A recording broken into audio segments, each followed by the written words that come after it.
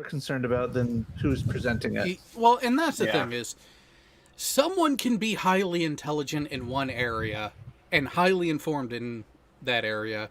It doesn't mean that they are a bastion of knowledge for all areas of a wider subset. I was in one of those lucky positions where I could get information on two segments of the Navy at the same time, the surface and aviation, because while I was an aviation rate and worked an aviation job, part of that job meant that I went aboard the ship for deployments and was ship's company for a number of years on top of that. So I had to play the shipboard side and the aviation side. Okay, I'm sorry, Jay. I love you submariners, but you don't get that kind of opportunity to get that flexibility. Nope, we don't want it either. Do we want to talk about the story itself and just not the guy presenting? Yeah, that's kind of the... Okay, I'm good with that. I'll hold back my vehemence against that asshat. Well... It's deserved, don't get me wrong. Yeah, well, and that's the thing, is I take it with a grain of salt because his history does lend him to look at things differently and speak in a way that he really should tone back on. Now, there were times that... Why didn't you say we were live? Because it's more fun this way. He said he was pushing buttons earlier. Didn't you pay attention? Yep. Yeah, there you go. There was your warning. All right, so paragraph 27, Perez, who is the... what was he? Damage control, fire control, something like that. The DCA. DCA further stated that he and his damage control staff walked the aforementioned spaces for inspection on Friday, July 10th, 2020. And while it was possible one station could have been overlooked, it was, in his opinion, nearly impossible for three of the four closest to the inside of lower section 5 to have been missing or damaged. Of note, the fire station at the bottom of the ramp on lower 5 in particular could have been used by the first responders who went into lower 5. Perez's opinion that 3 of the 4 fire stations aboard the BHR appeared to have been purposefully tampered with. That's part of the problem. Right. When you're DCA... Yeah. When the damage control... You guys talk around in the background. I'm going to read through and get some more insight into this. The next section of the affidavit is about the accused. Yeah. So...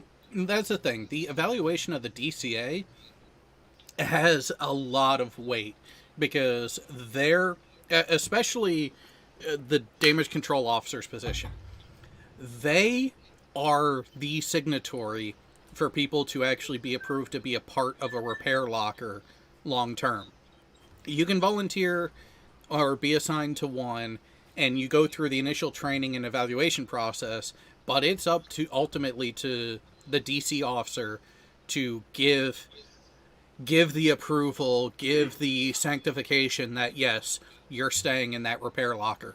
If he doesn't think you're up to the task, if he doesn't think that you actually know what the hell you're doing in that position, you're not in that repair locker anymore. Or you're going through deep and very arduous retraining, which can be exhausting because when shit goes down, it is on the DC teams first. They are the first responders for any shipboard casualty that could possibly affect the survivability of the ship.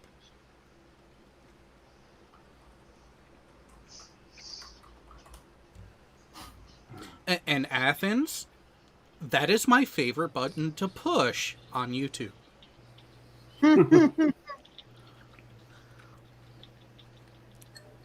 So, one of the things I was actually about to say is there was another stream a couple weeks ago that the person we were initially talking about, who is on YouTube but does most of his stuff on Twitch, has said that, well, I don't know much about the aviation side, and I've actually started drafting an email to send to him to be like, hey, if you want to know more about the aviation side of stuff, let me know.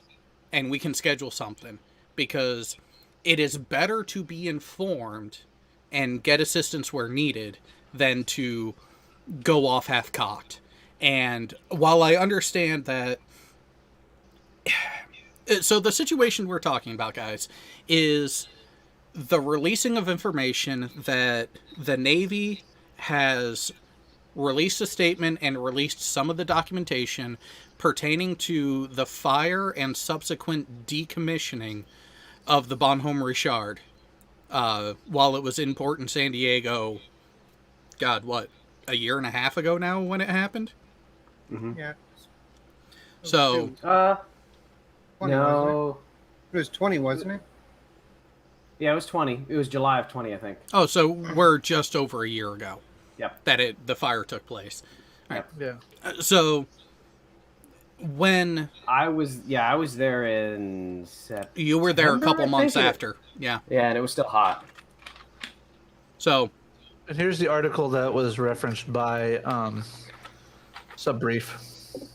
otherwise, Jive Turkey. otherwise known as Jive Turkey.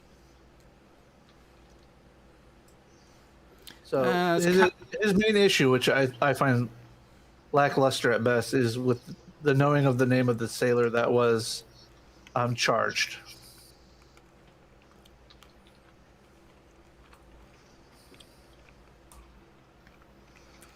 The way I look at it, they wouldn't have released that information unless they believed it was a surefire open and shut case, that there was no other way for it to have happened. And that's where Furball's reading through the affidavit that was used for the warrant that gives the narrative and the explanation of why the Navy wants this warrant. Because even under UCMJ, there are still legal procedures that have to be followed. And an affidavit, when you request an arrest warrant, still has to be done even through the UCMJ. You can confine someone if you catch them red-handed. The security can contain, apprehend, and confine someone in a holding status if they catch them in the act. But to retain him, So that they still have to do an affidavit. This is a search warrant. This is a search warrant for digital. They are asking for access to his Yahoo, his Google, and his Apple. And when was this sworn out? The affidavit itself was unsealed on the 3rd of August. Yeah. Oh, this is a year old. This affidavit is a year old. It was September 3rd of 20. So that's how old this affidavit was. But they're searching. They wanted to get his account, and it's a Yahoo. So it's one Yahoo email, one Gmail, another Yahoo email. Is it the same or is it different? Yeah. So they were looking for digital evidence. I haven't gotten to anything about why that would be pertinent quite yet. But But it needs to be in there. Yeah. So, I mean, it lays out, like I said, if you've ever read an affidavit, it's actually really interesting to read through, because you have to act like you're talking to someone who doesn't understand anything. And the first part of the affidavit is who the affiant is, which would be I am a special agent with the NCIS, San Diego, California. I've been signed with NCIS in this capacity since January of 2019. He's such a widow baby. Again, I think this should be labeled as baby's first affidavit.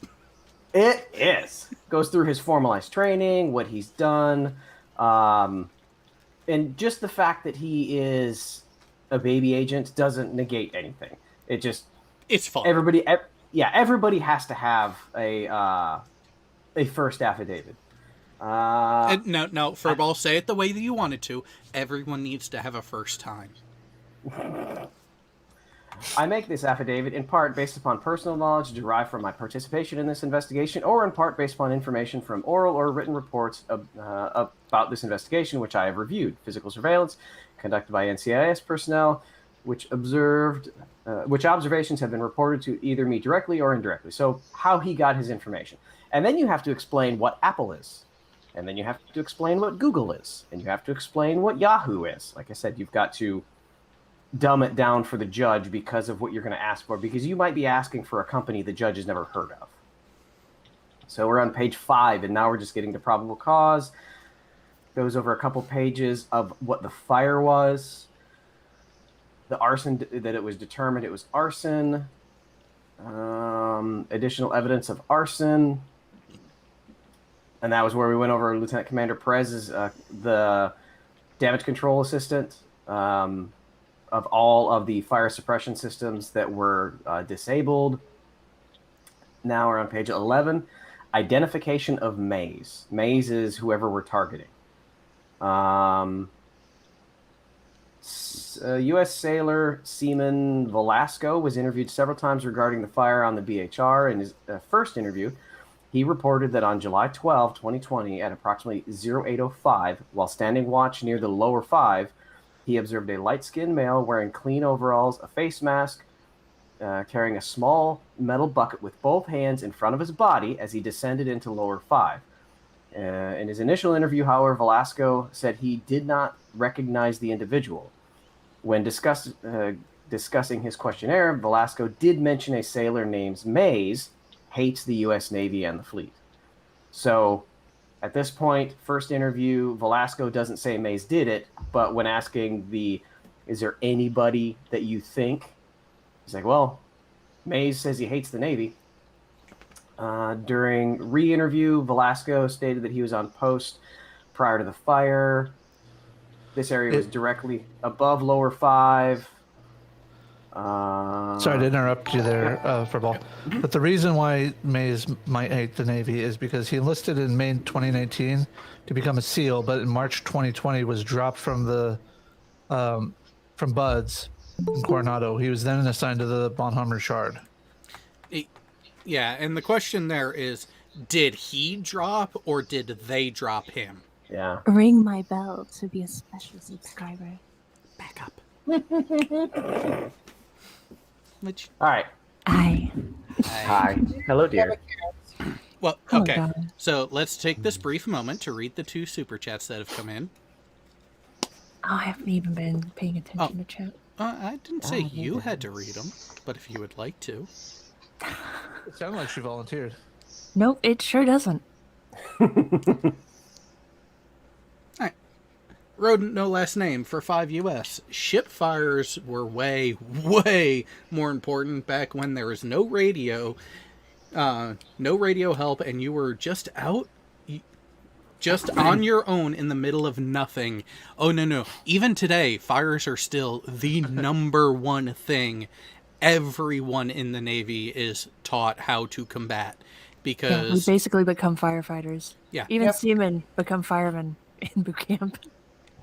Yeah, everyone in boot camp goes through firefighting training, and you get more of it follow on when you get to your actual ships. More so ship's company on surface and subs, because the ship is your home. You protect your home. And Anamorphic Mind for another 5 US. Does JAG get involved? Yeah, so does JAG get involved? JAG is not the investigators. JAG is the lawyers. So yes, JAG does get involved. JAG is deeply involved. So JAG are the people who will take it to court. JAG are not necessarily the ones who collect. They can't collect the evidence. They have to kind of remain impartial.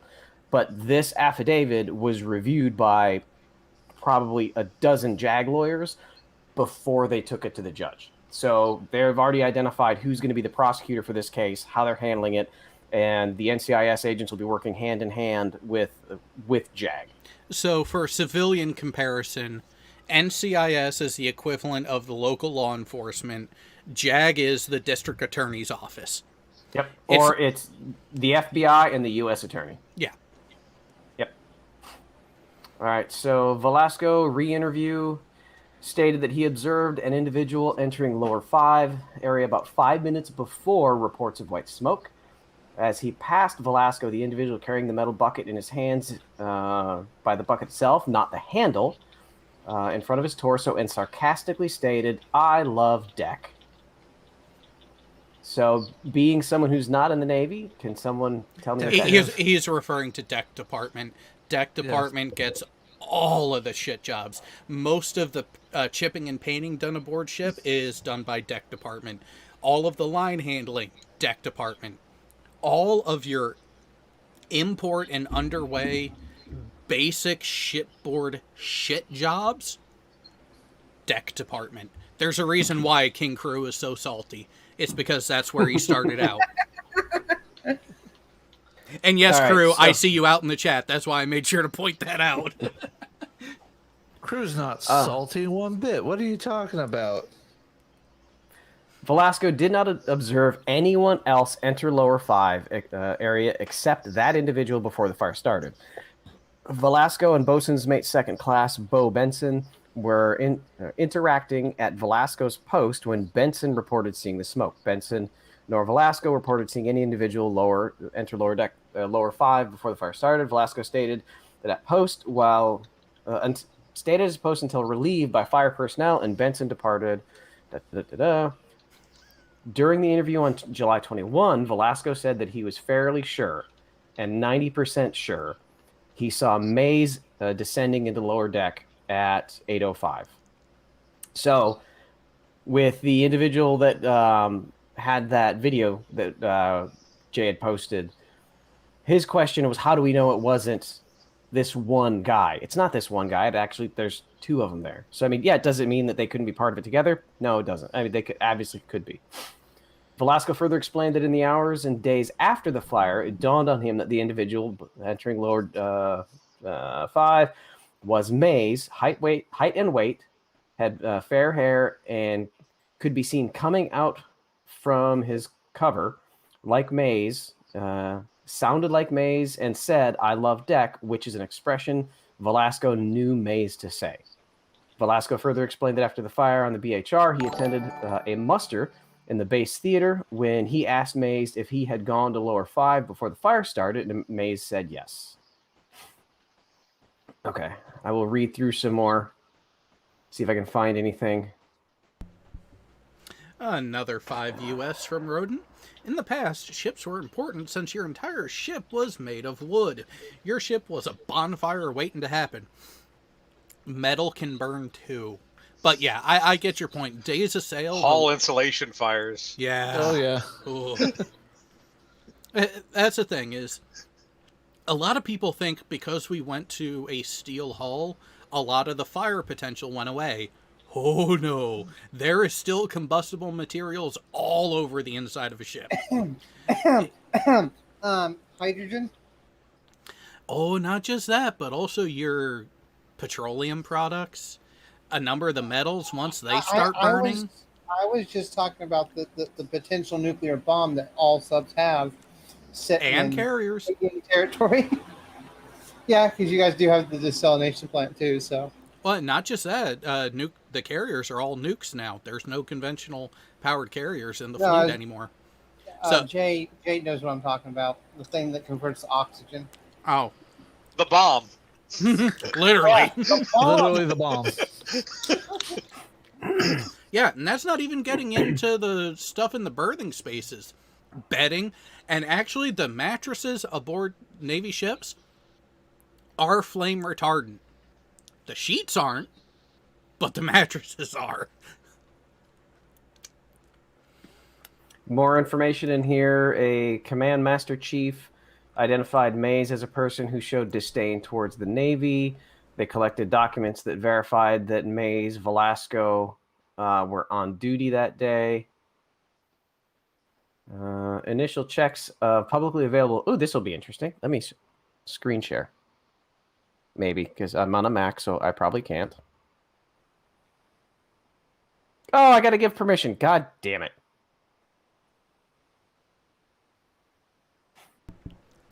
It's been that long, you gotta give it permission again. See, that's the thing. I know. There are times Google cares about consent. I will be right back. Hey, they don't care about consent to search tracking. They don't ask you about that stuff. What? Did you think I was referring to something else? Nope. Nope.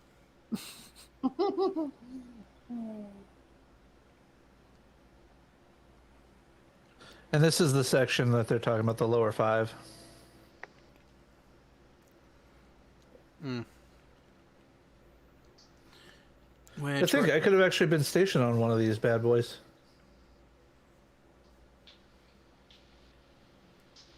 Yeah, they tried to send me to one of those after, as I was leaving the Kitty Hawk. I laughed at them and was like, no. Well, the LCACs, they wanted me to be a navigator on an LCAC. They wanted you to navigate the cock? Pretty much. I mean, what else would you call a bunch of Marines? Okay, fair point. Not wrong. So, yeah, that's the same thing that I shared. I suppose I should probably unmute before I start talking. Yeah, minor detail. All right, so initial checks, publicly available social media websites showed an Instagram post depicted below associating Mays made on June 14th. As he stated, I love the smell of napalm in the morning. Initial checks into May's Navy background revealed that he joined the Navy in 2019 with the intentions of becoming advanced electronics computer field. At some point, Mays changed his career goals to become a SEAL. Upon completion of BUDS, Mays stated started BUDS in October of 19. However, 5 days after training began, Mays exercised the option out of training and dropped on request. DOR. Yep. He rang the bell. Yep. So hang on. Go back up for a second. Let's translate this to people who are unaware with the second story. When he signed up and initially went to boot camp, the advanced electronics computer fields, he was going for the combined pipeline that leads to IT, ET, your electronics tech areas that are surface ship dependent. Wasn't going aviation, wasn't going subs, because they have their own segment for similar rates. But when he was in boot camp, a couple weeks into boot camp, every division gets visited by the SEAL recruiters, the BUDS. I'll be right back. I'm gonna go grab a drink. Yep. And he bought into the pitch and decided, hey, I want to give that a try. I want to do that. So he opted out of his guaranteed rate training to then try his hand at BUDS. And 5 days after being there, fuck this bullshit, I'm done. He walked up and rang the bell to be done with the training. Now, when you DOR and you are straight from boot camp into BUDS, they don't have to send you back to the A school that you were initially slated for. You are property of the fleet there, Bubba.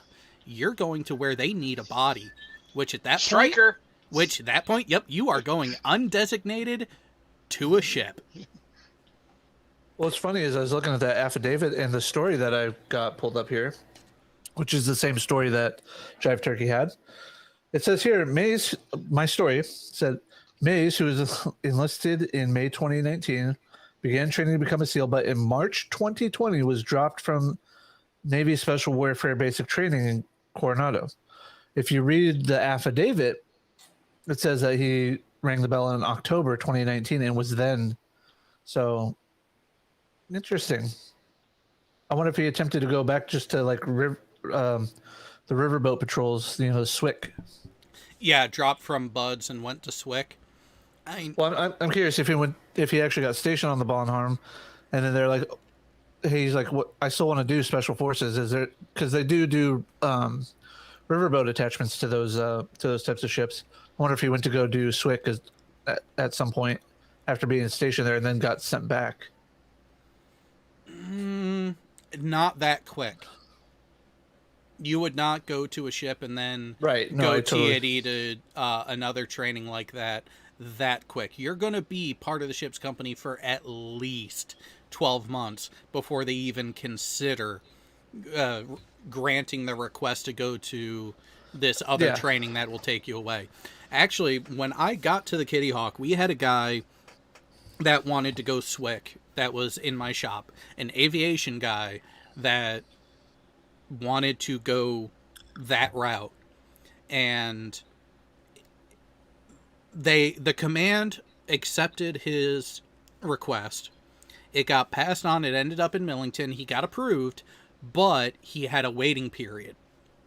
In that time that he had his waiting period, because he was going to that area and he was already rated, he actually had to cross rate before he could go to the school.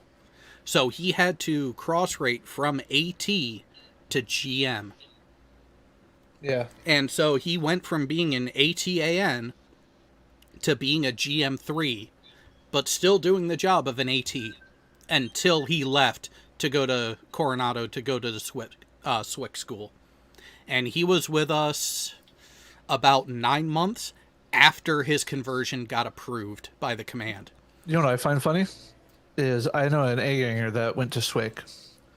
Sub A-ganger went to SWIC for one of his tours of duty, then got to go right back to a boat after that out of Hawaii.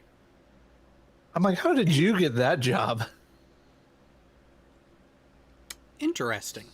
I mean, he was a marksman, so I mean, he was really handy with the gun, so that's why. But I think it's because he wasn't a chief at that point. I think he was either a second or a first when he went to SWIC. But yeah, first of all, can you scroll back up just a little bit? Yep. Just so I can point out what I was talking about. So you see here, May started buds at approximately October 2018. However, 5 days later, he exercised his option.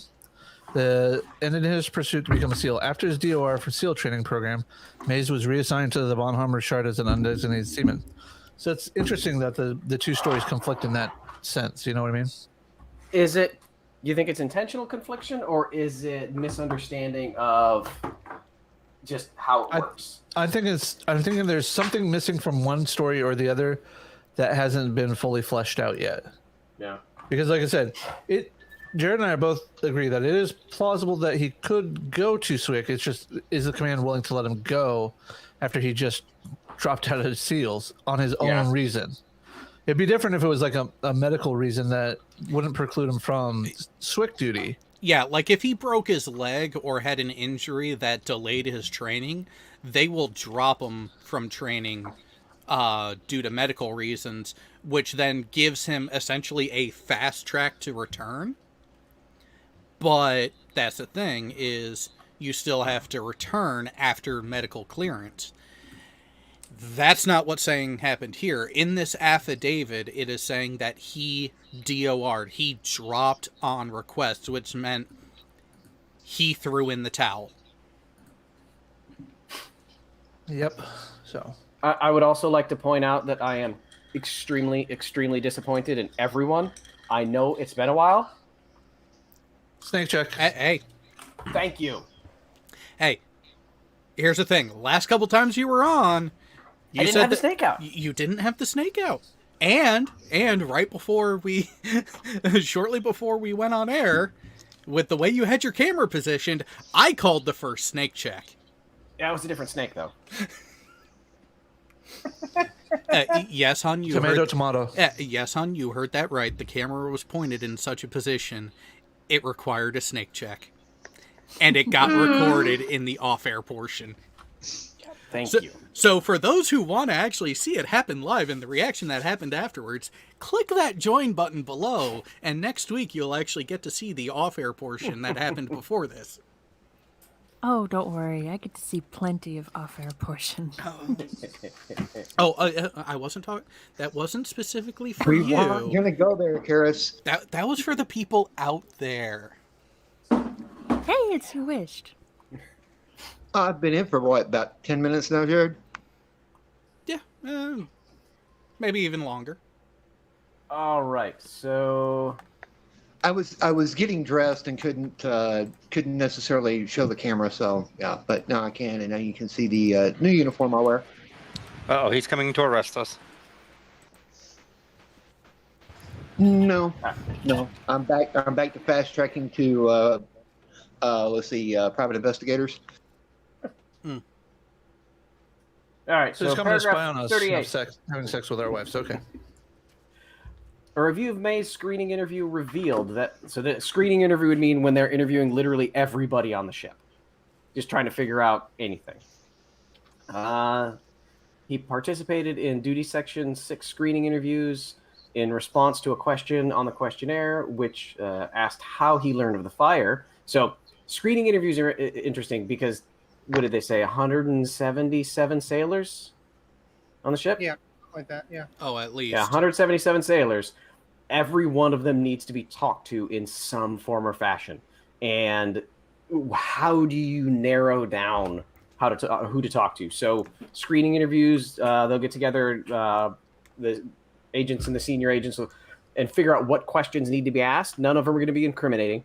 They are just going to be standard stuff. One thing that is different with UCMJ as opposed to any civilian law, you cannot ask a soldier, sailor, or Marine an incriminating question without advising them of their rights. Whereas an FBI agent or a cop can be standing at your doorstep, can be sitting on your couch and ask you, did you do X? Can ask you a direct incriminating question. Did you kill that person? The only time they are required to advise you of your rights is if you are in custody. So if you're sitting on your couch, you're not in custody. If you're technically in your car, you're not in custody. If you are arrested, you are in custody. So UCMJ requires Article 31B rights. Anytime someone who's subject to the UCMJ asks another person who is subject to the UCMJ, which is gray with NCIS because they're civilians, but requires you to advise somebody of their rights. And I don't want to do it. I could probably still recite the rights waiver. I've done it so many freaking times. So for these screening interviews, none of the questions are going to be incriminating, but it's just to identify who might be more pertinent to talk to. Who says they were where, and what stories don't match, or what stories have a bit too much information, kind of thing. It also lays down initial facts that each person is going to stay with. So when asked how he learned of the fire, Mays wrote that he was in the hangar bay and saw black smoke. In response to a question when asked about what time he learned of the fire, Mays wrote that he found out at approximately 8:30 in the morning. Another question asked if he was working on schedule or working lower decks, and Mays replied, "No, I was supposed to be cleaning the moorings. I was supposed to clean the mooring stations." The proper spelling of that is MOOR. And so that is May's response on the question right there. Yeah. Which, kudos to the NCIS officer writing this, recognizing, spelling mistake. Yep. Additionally, of all individuals screened, Mays was the only person who reported smelling burning fuel / rubbery smell. And that comes into play. Something that was in the earlier affidavit was some of the evidence that they discovered. There were bottles, plastic bottles that had been like daisy chained together with open tops, with some kind of diesel fuel or jet fuel inside of them. JP5. Yeah. And in theory, you could go there mentally, make the mental leap that if he was standing there and he knows it's fuel, he might let that out because he knew it was fuel and he smelled the fuel. But everybody else that was too far away from the fire, they smelled the ship burning, not the fuel burning. Yeah. Well, and that's what I was saying is they'll ask you questions, and when they look at the answers, who gives a detail that is too specific that no one else knew? Right there's one of them. And with the evidence that was collected earlier, because the fire was so hot and raged for so long, it took a while for the agents and ATF, because they called an ATF task force out, to get inside. They didn't know where the fire had started, they had identified these bottles and they had placed them. Some of them were left in place. Some of them were moved by the ATF agents, but they weren't collected on scene yet. They weren't picked up and removed from the scene because they were still trying to figure out what was going on. But they marked them for collection later. The next day, one of the bottles was gone. And Mays was on the cleanup crew. So, circumstantial, doesn't point to anything specific, but something else that just adds to... It raises an eyebrow. Yeah. According to an investigating ATF agent, the terminology Mays used to describe the smell of the fire was consistent with items and material that the ATF observed in the lower decks during the scene examination. In particular, ATF noted 2 forklifts had 4 rubber tires each. On each forklift, the 2 tires facing the starboard side of the BHR were burned and melted in a variety of degrees. In the questionnaire, also asked how individuals felt when they learned about the fire. Mays report that he felt a small amount of adrenaline and anxiety. During the screening process, Mays reviewed his questionnaire with the NCIS special agent and stated that he had taken a picture of the fire with his cell phone after he had exited the BHR. Granted, that by itself, many people wouldn't bat an eye at, Yeah. because I'll be honest, if I just had to evacuate the ship because some section of it was burning and you could see it from off ship, if I had... Yeah, you would. Yeah. If you have the ability, who wouldn't snap a picture of that? I may have pictures of it. Velasco also revealed that there were conflagration stations. Yeah, Okay. take a look right there. Number 6, a conflagration statement is a small observation room generally used to stand watch of an area while out to sea, where the sailor can, among other things, initiate firefighting operations or escape a space. So when you were aboard and you walked through the hangar, did you see up aboard the upper levels around the perimeter of the hangar how there were a couple spots with just a little bit of a jetty out with a couple windows there? Almost like a diamond shape? yeah. It's one of those where you can observe what's going on, and if you see something, you can hit an alarm and begin egress and response procedures. You typically have it in large, more open stations, because it makes it easier for a safety watchstander to do their job.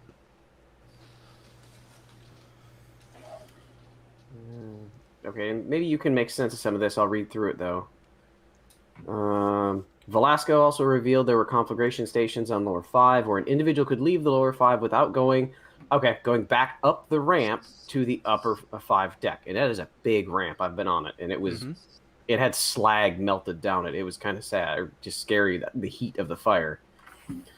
Personnel are responsible for maintaining conflagration stations in lower 5. The lower 5 contained 2 conflagration stations, one at the forward bulkhead and one at the aft. Each station contained escape trunks with ladders that only go up to lower 5.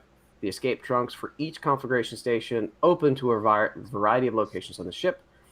On 16 July, during initial assessments, ATF agents noted that the door leading to the BHR's conflagration station at the aft bulkhead, identified as 472-2C, was open, while the door connected to the forward conflagration station was closed.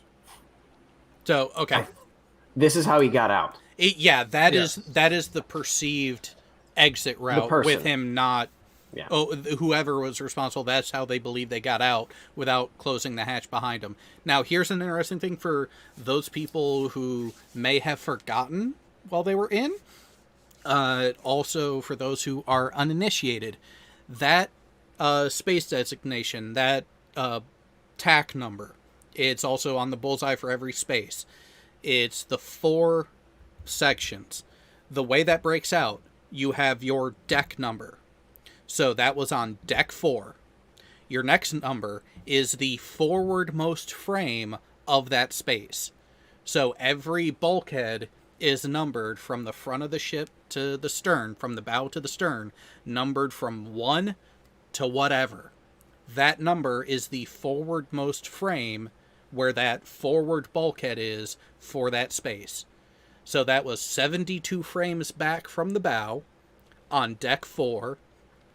The 2, that is relation to the center line of the ship. If I remember, odd numbers are on port side, even numbers are on starboard side. If the space is along the center line, it's a 0. So here you go. This is about where it would be at. Well, that's where the aft one was, but the space number Yeah. would be slightly up forward of that, because that would probably be... Yeah, it'd probably be right about where that arrow is pointing up to it from the bottom, judging roughly how much space is between bulkheads. And then your last bit... Huh? This is the reason why I didn't like to be on surface ships. I didn't want to be on surface ships. It got too complicated. Well, that's the thing. It's an easy... Once you know it, and once you stick with it, it's... Be sure, Furball. Yeah. It helps you understand where you are and where you're going. Because that gives you the deck, the forwardmost frame, the side of the ship you're going to, and this last bit, that's what type of space you're going to. L is living quarters. God, I can't remember most of them. Actually, hey, down there, 125-L. That is a berthing space. L is berthing space. I believe C was actually. Wouldn't it be something along the lines of cargo of some sort? Maybe. Huh. Okay, Give me a second. I'll look it up for you. Yeah. That was the only ones I don't remember off the top of my head because I barely had to deal with many spaces. I will be honest with that. And yeah, crew, we're talking about the Bonhomme Richard that burned down a little over a year ago. So, super chat from Road No Last Name, $5. Colonel Mustard in the boiler room with a candlestick and a bottle of diesel. Not far off. Okay, so this is...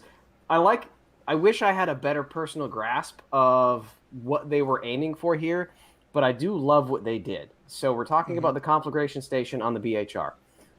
So fire had to have been 4 or 5 days before the 27th of July. So on 27 July, NCIS agents traversed the access trunk on the USS Boxer, a ship with a similar type, specifically within the conflagration station located at that point. The agents maneuvered from lower 5 to an area between the mess deck and the hangar bay areas through an access trunk identified as the same one as above in approximately 23 seconds. They wanted to know how long it would take to get out. And you can't do it with the BHR because it was on fire. So then on the 31st, NCIS agents went to lower 5 on the BHR to the aft conflagration station, noted an open access door leading to the lower 5 into the station, and noted an additional door inside the station identified as 471-2 that was also open. This door led to an access trunk 472-4T, which led to an access hatch in the same location as the one on the Boxer. NCIS agents could not access the closed hatch as it was blocked by fire debris. So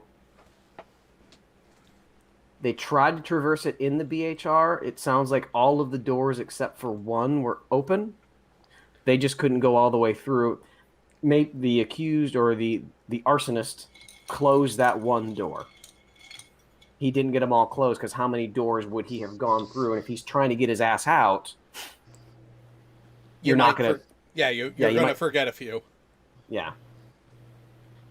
On 22 July, Chief Master Chief, Master Chief. Command Master Chief. Hernandez was interviewed by NCIS and ATF and explained that on July 5, Mays was sleeping in his assigned berthing during his duty day. Although Mays was allowed to have personal items in the berthing area, Mays was not allowed to be sleeping on board or during a duty day. Mays was awakened by a contractor who was working near Mays' sleeping area, identified as Rack 27 in compartment 1250L. Mays reacted by verbally confronting the contractor in an aggressive way, causing the contractor to report the incident to Navy personnel. More painting the mental image of Mays. A less than stellar sailor. Is it an intentional way to show poor behavior? Yes, it is. Does it mean that his direct supervisor didn't provide a statement of he's amazing, he's always on time, I've never had any issues, and they didn't put that in here? That is 100% a possibility. Just for full disclosure, if you're trying to substantiate a warrant, you have to ethically, you have to include exculpatory evidence. So if something says they didn't do it, you have to include that. You don't have to necessarily include positive behavioral information. Be right back. Yep. But you will include negative behavioral information because that helps paint the picture you want. On August 12th, Aguilar Barron, that's an interesting last name, provided an oral statement regarding his conversation with Mays on an unknown date after the fire, wherein Mays told him that he'd been on Lower 5 area the day before for the purpose of storing big hoses known as replenishment at sea. Hoses. Yeah. That the hose that you string over to another ship to refuel? Yep. Yeah. Because Mace, go ahead. Your RAS hoses for transferring fuel, your big amphibs and your carriers, and I think cruisers can do it too, can send off fuel just as easily as they can bring it on. Mm-hmm. So it is the sending ship that sends the lines over, so the lines go in the direction that the fuel is going to be throwing. So if you are a ship that is going to potentially and has the capability to offload fuel, you're going to have hoses like that.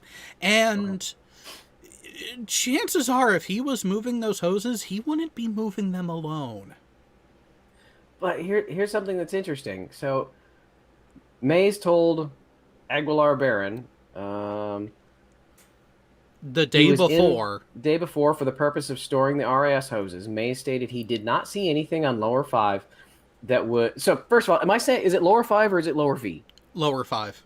Okay, Lower 5 that would have ignited a fire by itself.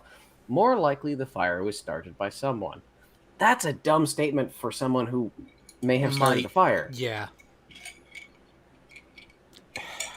And that's the thing is, how true is this statement, Furball?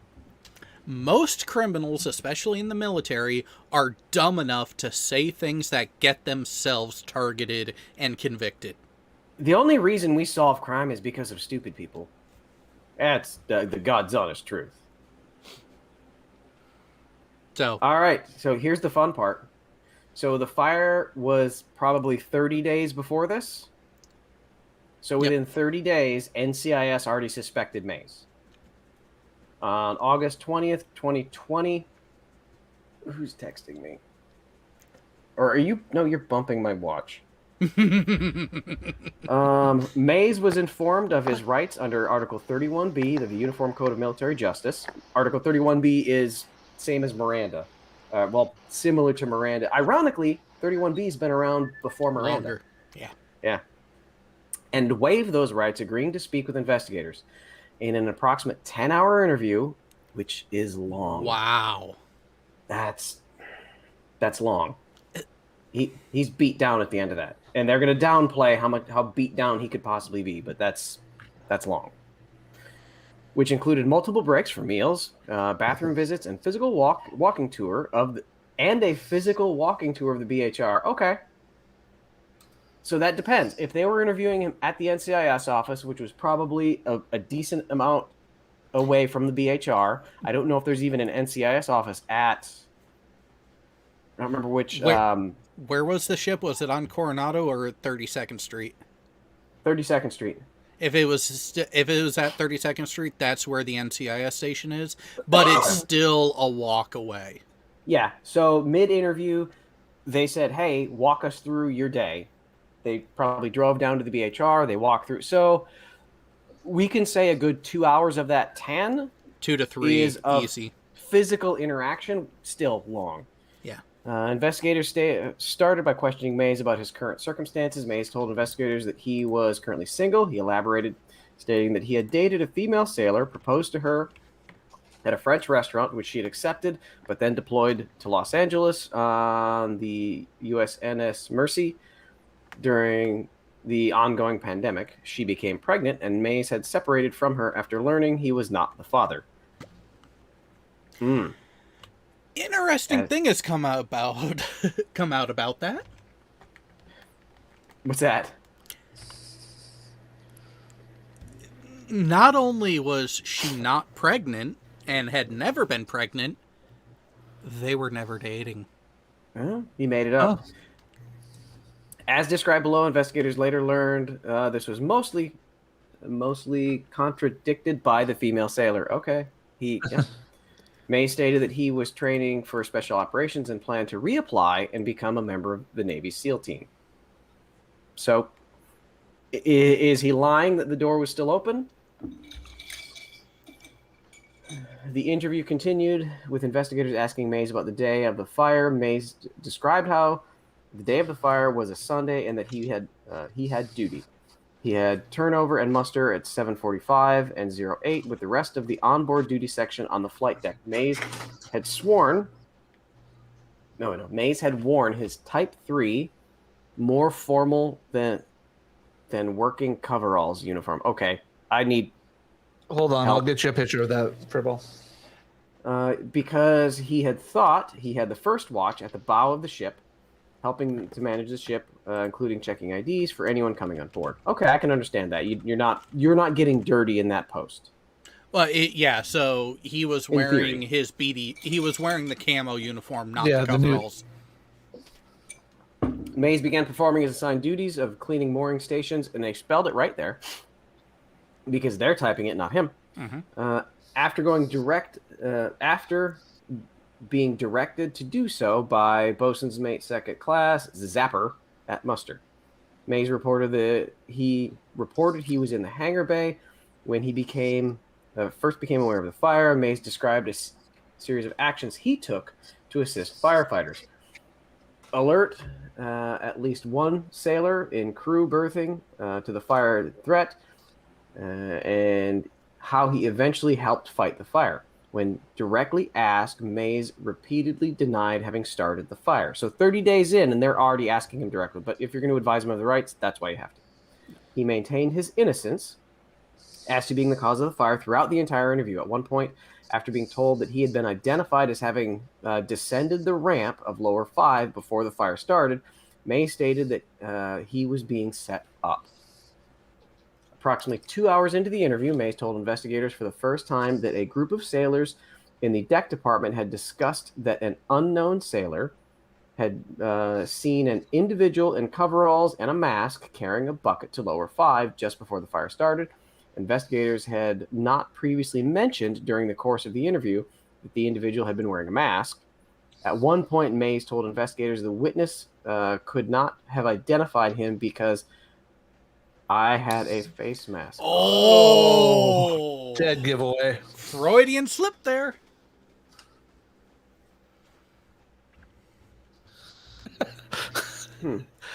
I love Furball trying to come to grips with the fact that the guy outed himself in the interview. I That love it was just me. watching his expressions.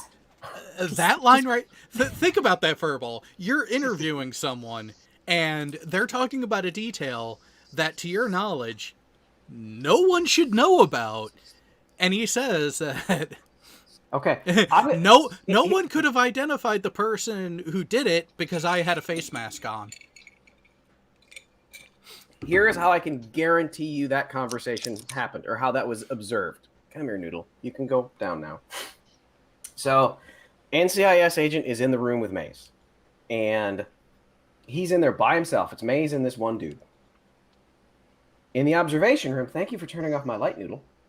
In the observation room is the entire rest of the NCIS office. Everybody's watching. I have at least 5 pictures of my office watching an interview for big cases like this. So the entire rest of the office is in there. And the agent that's in the room talking to the kid did not pick up on that. Because it's flow of the conversation. We're just talking. Oh yeah, no, I can understand that. And in the observation room, there's 20 people going, yes! I can see that because just reading that, at one point, Mays told investigators the witness could not have identified him because I had a face mask on. And that is part of why these interviews are actually not quick-paced. Because when you're tired is when those sorts of slip-ups happen.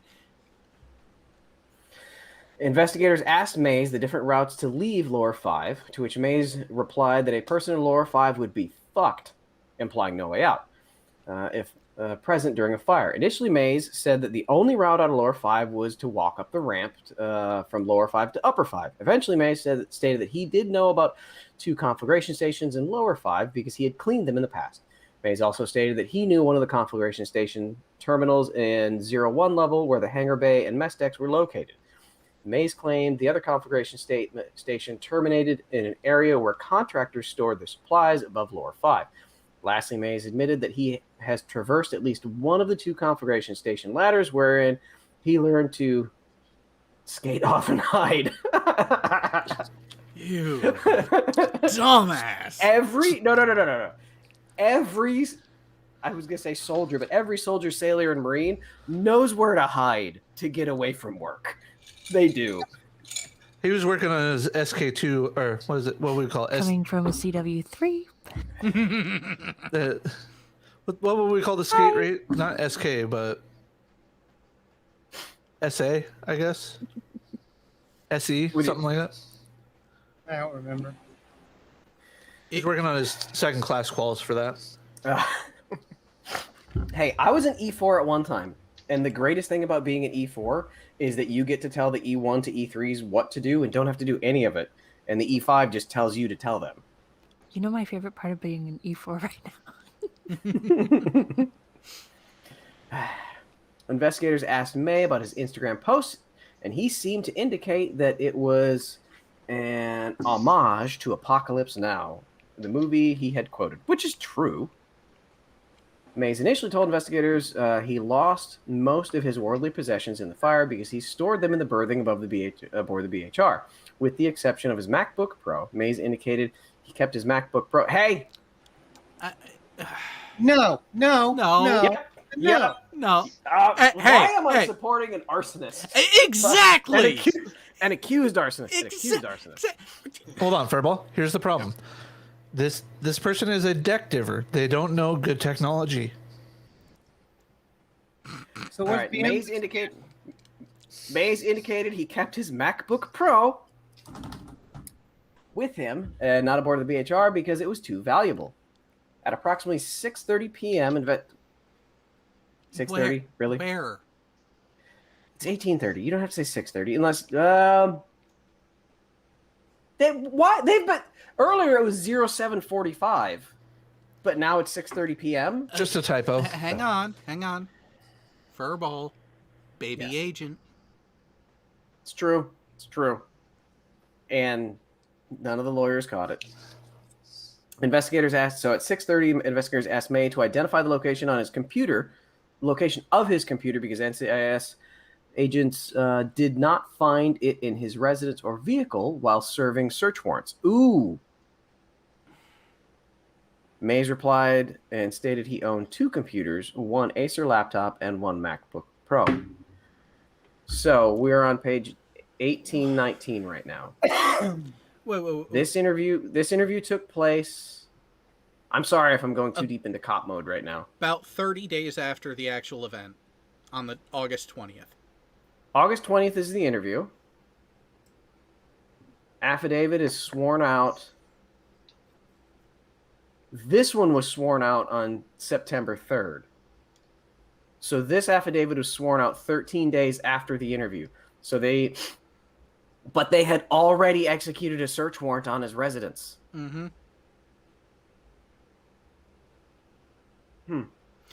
Go ahead and scroll back up to the section we're at.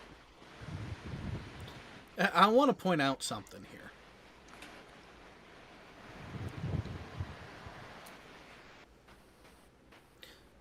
All right. So scroll down a bit.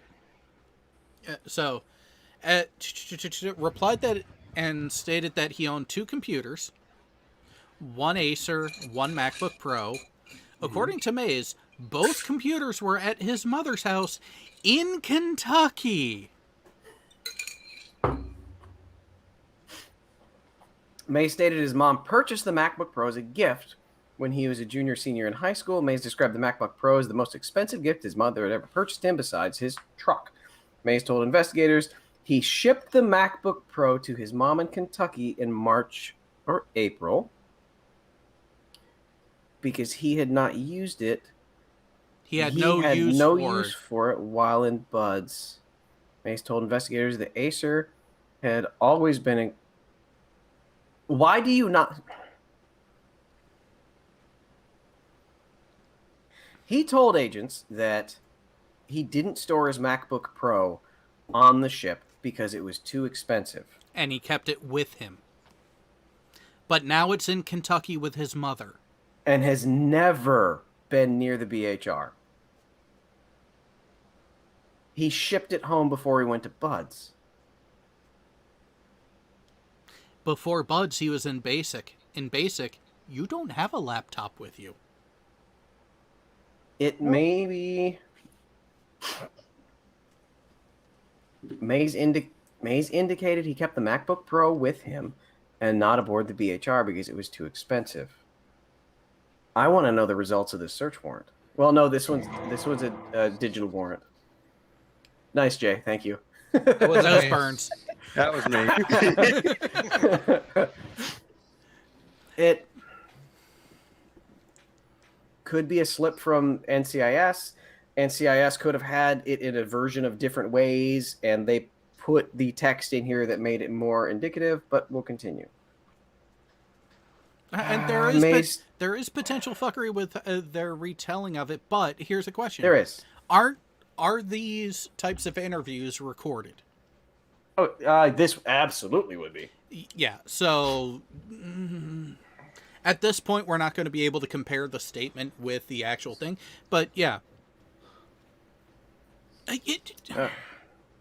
So May stated there was no password to his Acer computer and claimed he did not remember the password to his MacBook Pro, despite having just provided passwords for online accounts. Okay, that's different. How is he accessing his online accounts? Phone. Most of them you can do with phone. But this here, 55. I think we should ping fucking Tasty to see if he's coherent enough. Well, yeah, 6:30 p.m. on the West Coast now on a Saturday. Oh, he'll be awake. The question is, will he be out? Sober? Yeah. Well, wait. He recently got a tattoo, so he's broke right now. Doesn't mean his buddies aren't nice enough to buy for him. Hang on. Let's think about that. Well, it's Tasty, so yeah. Yeah, true. They might do it for the shits and kicks.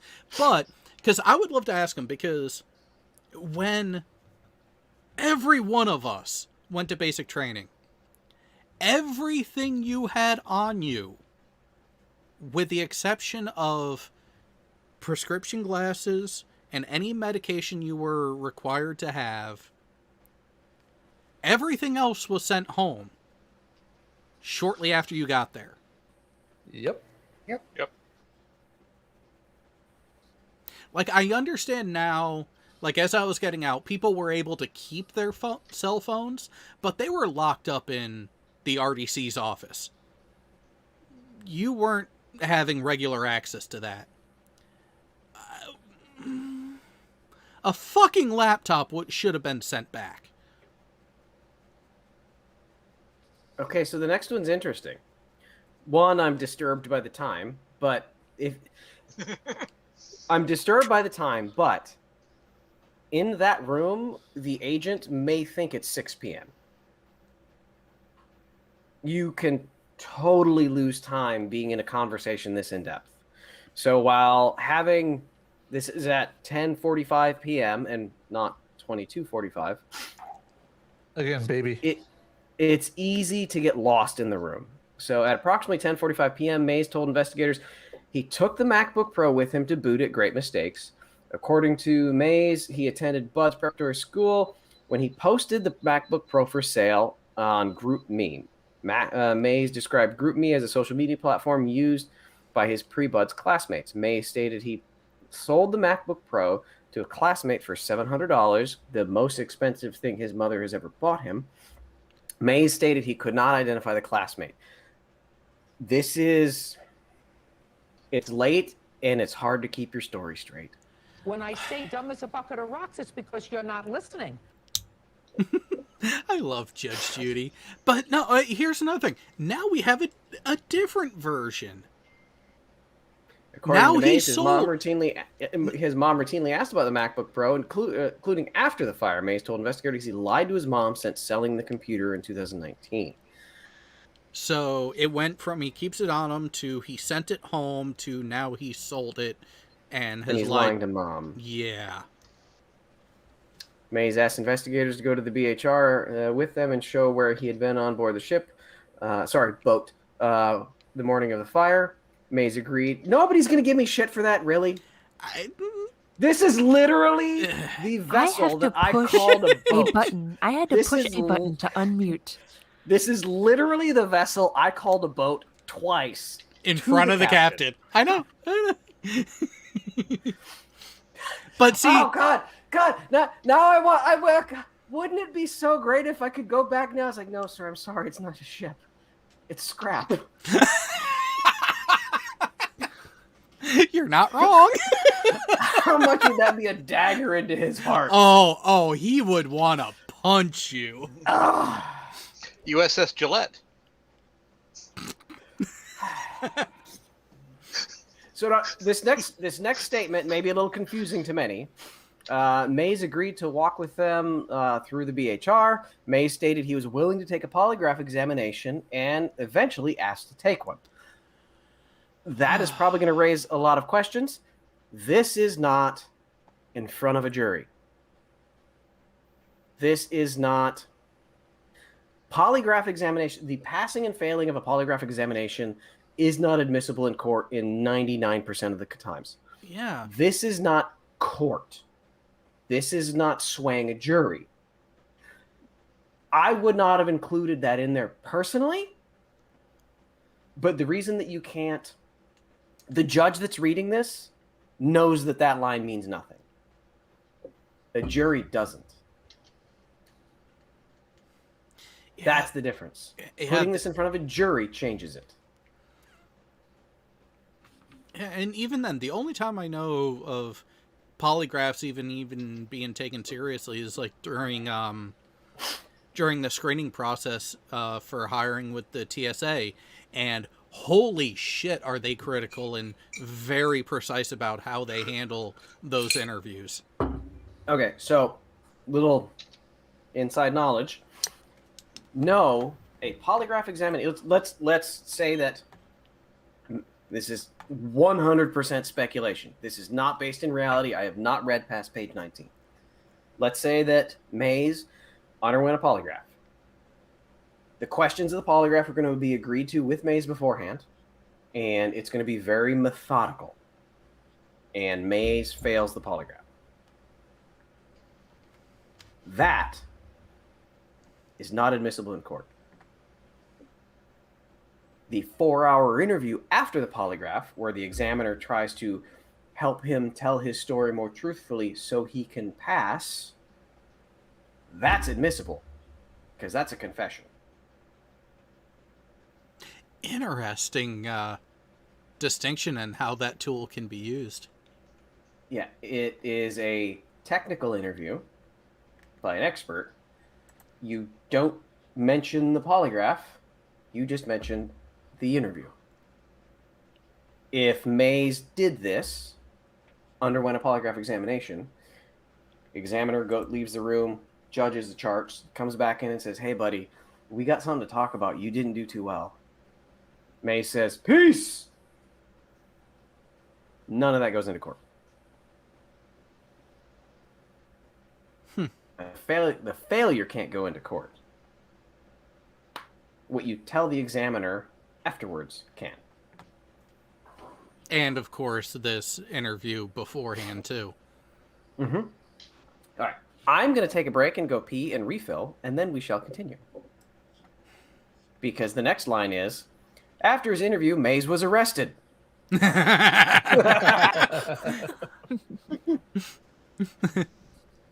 Spoilers, no spoilers, but this is really So yeah, according to the most recent stuff that I've seen on what you can and cannot bring to boot camp, computers are still not one of those. Yeah. Surprise. Yeah, like I can understand a phone because literally just one lockable drawer in a stand-up file cabinet in the RDC's office can be dedicated for storage of cell phones brought by recruits. Not a fucking laptop. And payphones really aren't a thing anymore, so. Yeah. Oh, by the way, Jared, I did send you a breakdown sheet on Discord DMs. Yeah, I saw that and brought it up, and see, I could have Super chat. We'll get that in 1 second. I thought that the odd was to port, the odd is to starboard. So, according to that. So, but it's still centerline orientation, and then the interesting bit are actually actually, let me go ahead and bring that back up. The letter designations afterwards. C is ship's control. So it is a control point, which would make sense for that. But then A is your supply and storage. L, living quarters. B is guns. Yes. Pew pew. Or bew bew. Being on a carrier, wouldn't have seen that. I have seen M, which is the magazine's ammunition. Yeah. T for trunks and passageways. Okay. Your general passageways actually aren't even labeled that because technically they're not spaces. Then E for the machinery spaces, V for voids, F for the fuel related. So fuel handling spaces, the actual spaces that house the piping for the redistributing fuels from the tanks to other locations. And then W for water, that would be the bilge. I do like a couple of the images that they have below it. They actually, so one thing that we didn't get into at that point is how do they determine which deck gets the designation of Deck 1? Because there is no Deck 0. It's Decks 1 and incrementing up higher, the lower in the ship you go. But then anything above the first deck is then O1, O2, O3, and on up. The first deck of a ship, the main deck of a ship, is the lowest deck that you can traverse unimpeded from the bow of the ship to the stern. On an aircraft carrier, this would be the lower portion of the hangar bay. So the deck that you see people walking around on in the hangar bay, there is a tunnel that goes forward that is typically populated by supply and AIMD that goes from the forwardmost part of the ship all the way to the fantail, all the way aft, where the jet shop is. Since that is the first deck that you can traverse the entire length of the ship with no interruptions, there's your main deck.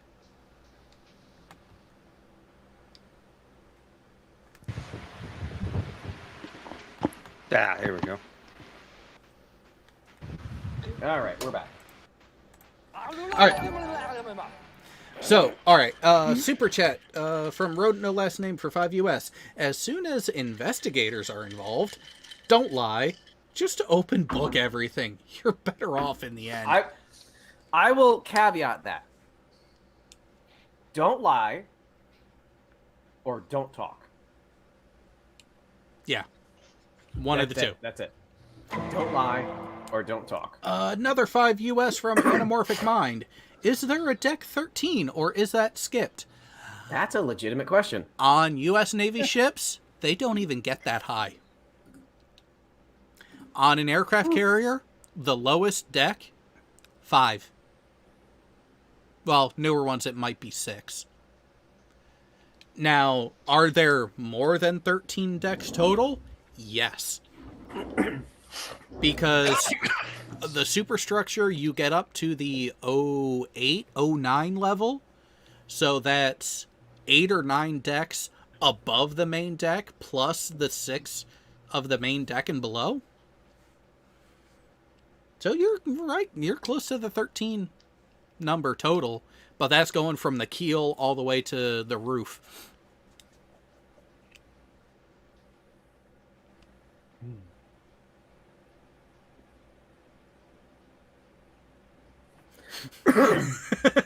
Oh, from Rodent. We have over 1,000 years of interview investigation experience, and you think your 20-year-old ass of experience will fool them?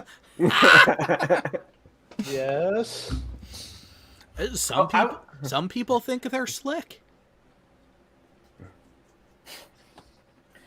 All right.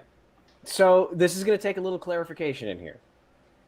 After his interview, Mays was arrested and booked and began the booking process to be turned over to the brig at Marine Corps Station Miramar. During the process, 2 different Master-at-Arms designated sailors heard Mays say, unasked, that he was guilty, seemingly talking to himself. They reported their observations to the Command Master Chief, who, in turn, contacted NCIS. Okay, so this does intrigue me because to be arrested by the United States Armed Forces takes your chain of command. His commander at some level would have to, or a magistrate in the military, determine for him to go. It's not even being arrested; it's being pretrial confinement. When civilian law enforcement, you think you burnt down a building. ATF or the locals swear out an arrest warrant for you. Judge says, yes, arrest them. We go and grab you, and we throw you into jail. That arrest warrant is what justifies you going into jail.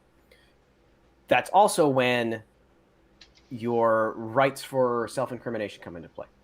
In the military, you're under arrest 24/7. So that's why your rights are always infringed, and we have to inform you of your right to remain silent anytime we talk. At the end of any interview, even if you are not going into pretrial confinement, because pretrial confinement is few and far between and rare. We don't lock up a lot of soldiers, sailors anymore, or at least in the Army. You're kind of considered your command's burden. Put him in the barracks, keep him out of trouble. To a commander has the authority to file paperwork to put someone in pretrial confinement for 30 days. But to go past that, and usually at about day 10, it has to go before a military magistrate, and the lawyers, JAG, has to prove that that soldier is a danger of flight risk, a danger to the public, or himself. Not to yourself, because if you're a danger to yourself, put an NCO on them. Put a petty officer on them. Put somebody on them to make sure that doesn't happen. So a danger of flight, a danger to the public, or a danger to recommit. If you can't convince a magistrate of one of those 3 things, chain of command, he's yours to deal with. Keep him out of trouble. So when they say arrested, I would like to know whether he was actually being arrested and going into the brig, or whether he was being dropped off at the brig for his chain of command to come pick him up. Because that's what we do. We detain, interview, dump off at the MPs, call the chain of command, tell them what the interview resulted in. Chain of command has to come pick him up. Oh, here's a question. Would you take him, would you take that offending soldier to a different base about an hour to 2 away to drop him off? Miramar's not that far. With traffic about an hour from... Yeah. Good point. Yeah, they transported him to the other side of San Diego. That is pretrial confinement. Thank you for pointing that out. Because normally they would just take him to the local security forces, or what is it with... The local base security. Yeah. And then chain of command comes and picks him up. If they were transporting him to Miramar, that means before this interview started, NCIS does not have the authority to throw you in the brig. Army CID does not have the authority to throw you in the brig. Air Force OSI does not have the authority to throw you in the brig. We give you back to your chain of command for them to deal with. But 30 days post-fire, before this interview started, or during the interview process, there's a chance that at like hour 5 of the interview, because JAG should have been here for this interview. They were definitely there watching this interview. And at some point, their hackles got raised, or in the days prior, this kid needs to go in the brig. You know, if it was during the interview, I can tell you exactly which point it was. The mask. Exactly. They couldn't have identified him. I was wearing a mask. And at that point, the JAG officer might have been like, this is our kid. We've got to throw him in the brig. And they start the paperwork. I've done it a dozen times. It's not easy. Luckily, the burden's all on the chain of command on the JAG side. I'm going to give the kid back to the chain of command. That's all I'm going to do. I'm not going to arrest him. I'm just give him back. But during booking process, we even do the booking process. Even if you're going back to your chain of command, you're going to get fingerprinted. You're going to get photographed. We're going to collect DNA. So yeah, he was arrested. So in response, Mays was immediately brought back to the NCI office for questioning. The re-questioning occurred same day. Jesus Christ. That's late. Can see why it was 10 hours. Yeah, see, if you're talking the drive up to... So at... There's no way. Oh, God, yeah. There's no way. That... I wonder... Interesting. Because there's no way that this happened and he was still back on the same day. In response, Mays was immediately brought back to the NCI office prior to questioning.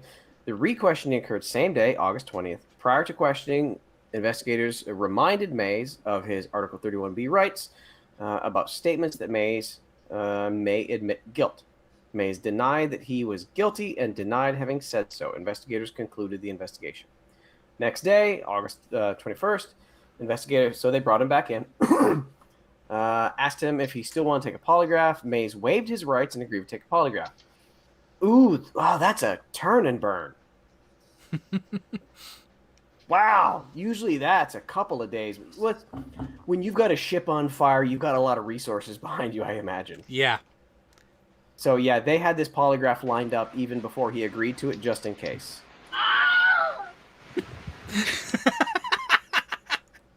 During the polygraph test, Mays repeated the version of events he had told investigators on August 20th. The polygraph examination found that during the first series of questioning that no opinion could be rendered based upon physiological data obtained.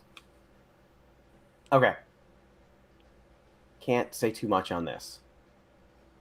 You must construct additional pylons. They'll go through a different series of questioning, and the possibilities are deception indicated, no deception indicated, or inconclusive. So for this one, no opinion, inconclusive. The second series, deception indicated. Yeah, there's a numbering system that it's hard to explain and proprietary kind of stuff. After second series, it was determined deception was indicated to the relevant questions. I could talk to you about that offline because that's weird.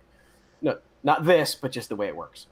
When he was informed of the possible deception indicated, Mays became extremely upset and denied any involvement in starting the fire. Access denied.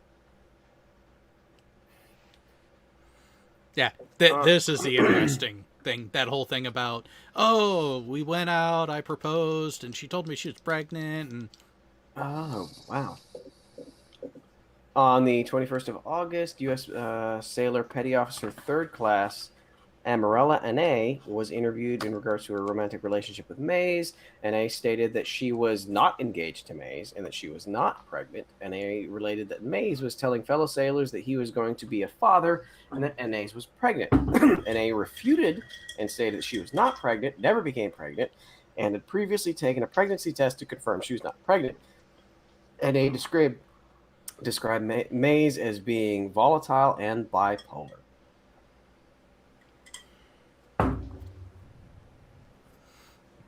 Ooh, here we go. Execution of search warrants.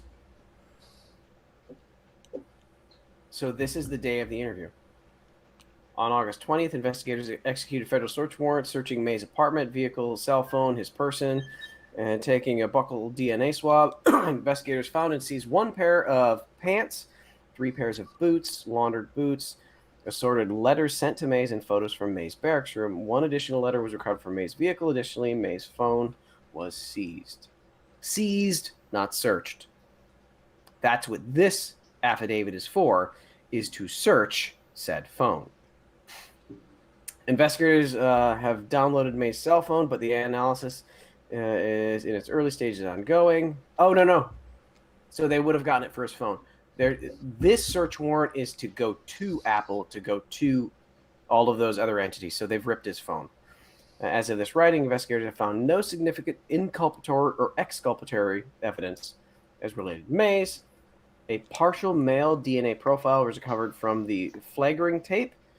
So that's the tape that was tied some of the bottles together. Analysis revealed it did not belong to Mays. That they have to put in there, otherwise It looks like they're hiding it. Subject account 1, 2, and 3 were all identified during a manual review of May's phone during the execution of the above-mentioned search warrant.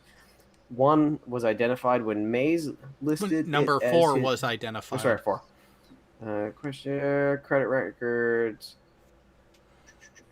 Basis for evidence sought. Based on my training and experience as an NCIS agent for the last 3 weeks, consultation with other agents. Love how you threw that in there. And officers experienced in arson investigations and all the facts and opinions set forth above in this affidavit. I know the individuals involved in the arson. I know that individuals involved with arsons often utilize cell phones and computers to access accounts, including accounts maintained by Google, Apple, and Yahoo, in the weeks and months prior and during an investigation. So what they're looking for is if he looked up how to start fires. This is a reach. Judge gave it to him, but it's a reach. There's nothing that says he searched. But I know that individuals involved with arsons often utilize cell phones and computers to access accounts, including Apple, Google, in the weeks and months prior, during and after an arson investigation. So the accounts could contain communication, photographs, video, and other data depicting clothing disguises worn, example, masks, tax techniques and procedures used to commit an arson, and material used during an arson, along with any trophies seized, and also items related to an individual's motives for committing arson, internet and web search history related to arsons, celebratory remarks or veiled remarks after the arson, geolocation information related to the arson. That doesn't matter. We already know he was there. Why did you fucking include that? Cast as wide of a net as you possibly could. Ask for it all. Yeah. We already know he was there. Let's correct. Jared, you're being a good team chief right now. I know he already said he was there. Prove he was there with his phone. Yeah. Communication, photographs, and video, and other data depicting clothing or gear used during the arson or related to the arson, and communication about covering up or hiding their crimes and escaping or hiding from law enforcement. See, now, this is a good search warrant, or a good affidavit. Based on my experience in the last 3 weeks and training and experience and training of other agents who've got more time than me and whom I communicated, electronic storage data can be permanently deleted or modified by users possessing basic computer skills, like me. That's why I always call Trevor when I have computer questions. He's a computer expert. But if anyone with basic understanding of computer skills can do it, why can't Steve McRae?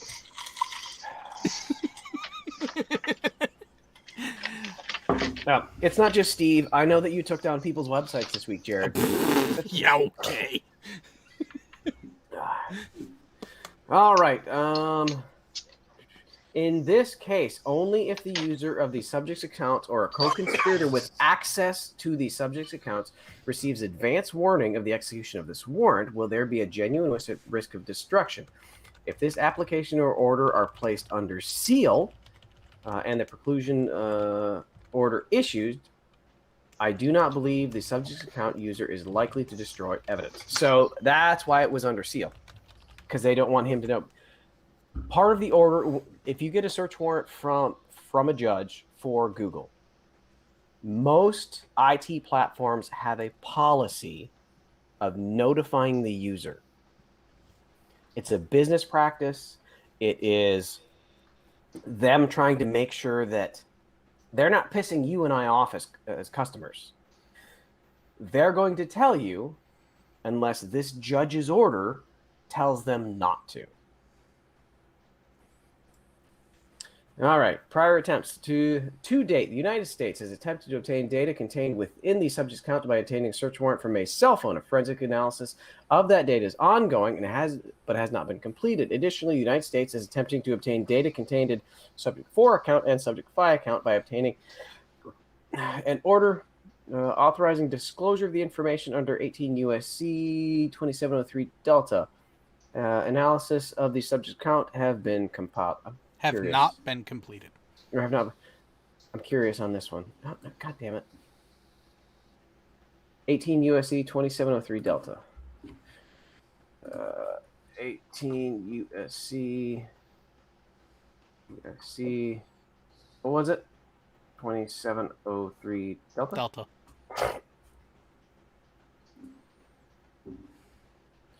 Required disclosure of consumer contents of wire. Yeah. Okay. Okay.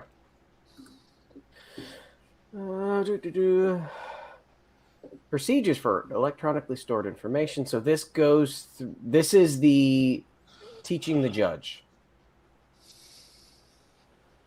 That's all this is. It's teaching the judge how IPs work, how the internet works. NCIS seeks authorizations to allow ISP to make digital photocopies of the entire contents of the account seized. These copies will be provided to me or an authorized federal agent. A copy will be imaged. The copy will be imaged, and the image will then be analyzed to identify communication or other electronic records subject to seizure pursuant to everything above. Surprised they didn't go after his Instagram. Well, they just listed accounts. What are the 5 accounts that they listed? That was above, but that should be in one of the appendix. Yeah. Based on the foregoing, searching the recovered data from the information subject to the seizure pursuant to this warrant may require a range of data analysis techniques. Oh, good job, guys. That may take several weeks or months. Keywords need to be modified continuously based upon the results obtained. So the reason for this is normally the speedy trial. No. It's not speedy trial. It's how long is this examination work, or how long is this search warrant good for? I authorize you to kick in Jared's door on Friday and search for his stockpile of purple dildos. You have this long. Digital media takes longer. So just because you allow me to have it, I can't guarantee how long it's going to take me to look for it. That's the biggest thing with digital media over the past 5-10 years is how long it's going to take us to look. Yeah, you had authorization to look at his phone. Why aren't you done yet? You walked in, you walked out. You're done? No, I'm not. So that's part of this, again, is like educating the judge. That, yeah, it's not a single day thing. Not just could it take weeks, it could take months. Yeah. Procedures for electronically stored information for computers and other electronic media. Identification of extraction. Okay, yeah, there. Again, Proby didn't write 80% of this affidavit. Well, 80% of this is probably just a template. Yeah, it is. Oh, trust me, it is. I have filled in the blanks on this exact template.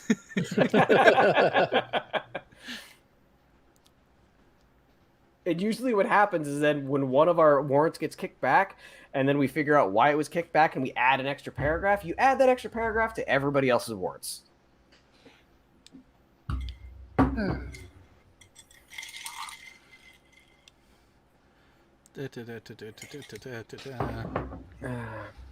Teaching. Based on the foregoing, identification and extraction data subject to the seizure pursuant to this warrant may require a range of data. The identification of extraction process. Super chat! This is the worst Cheshire legal recap series. I'm going to cut this out and send this to Chesh just so she can sit through the pain. All right, here. Request for sealing and preclusion of notice.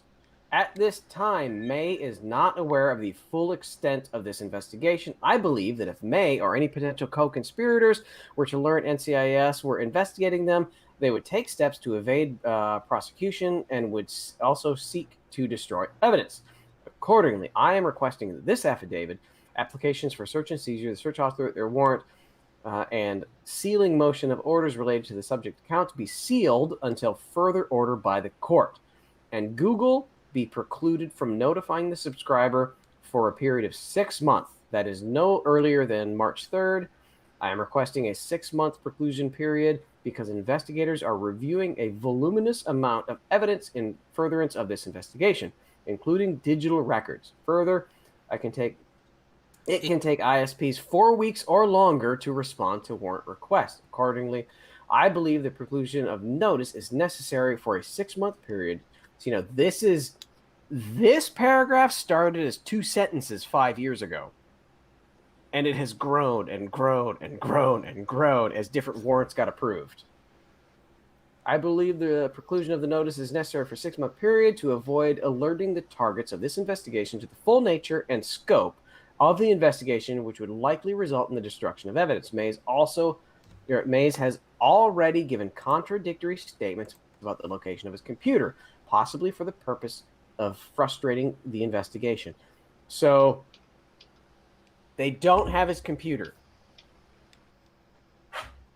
at this time of this. This is not asking for his computer, because to ask for physical evidence, you have to know why, what, and where.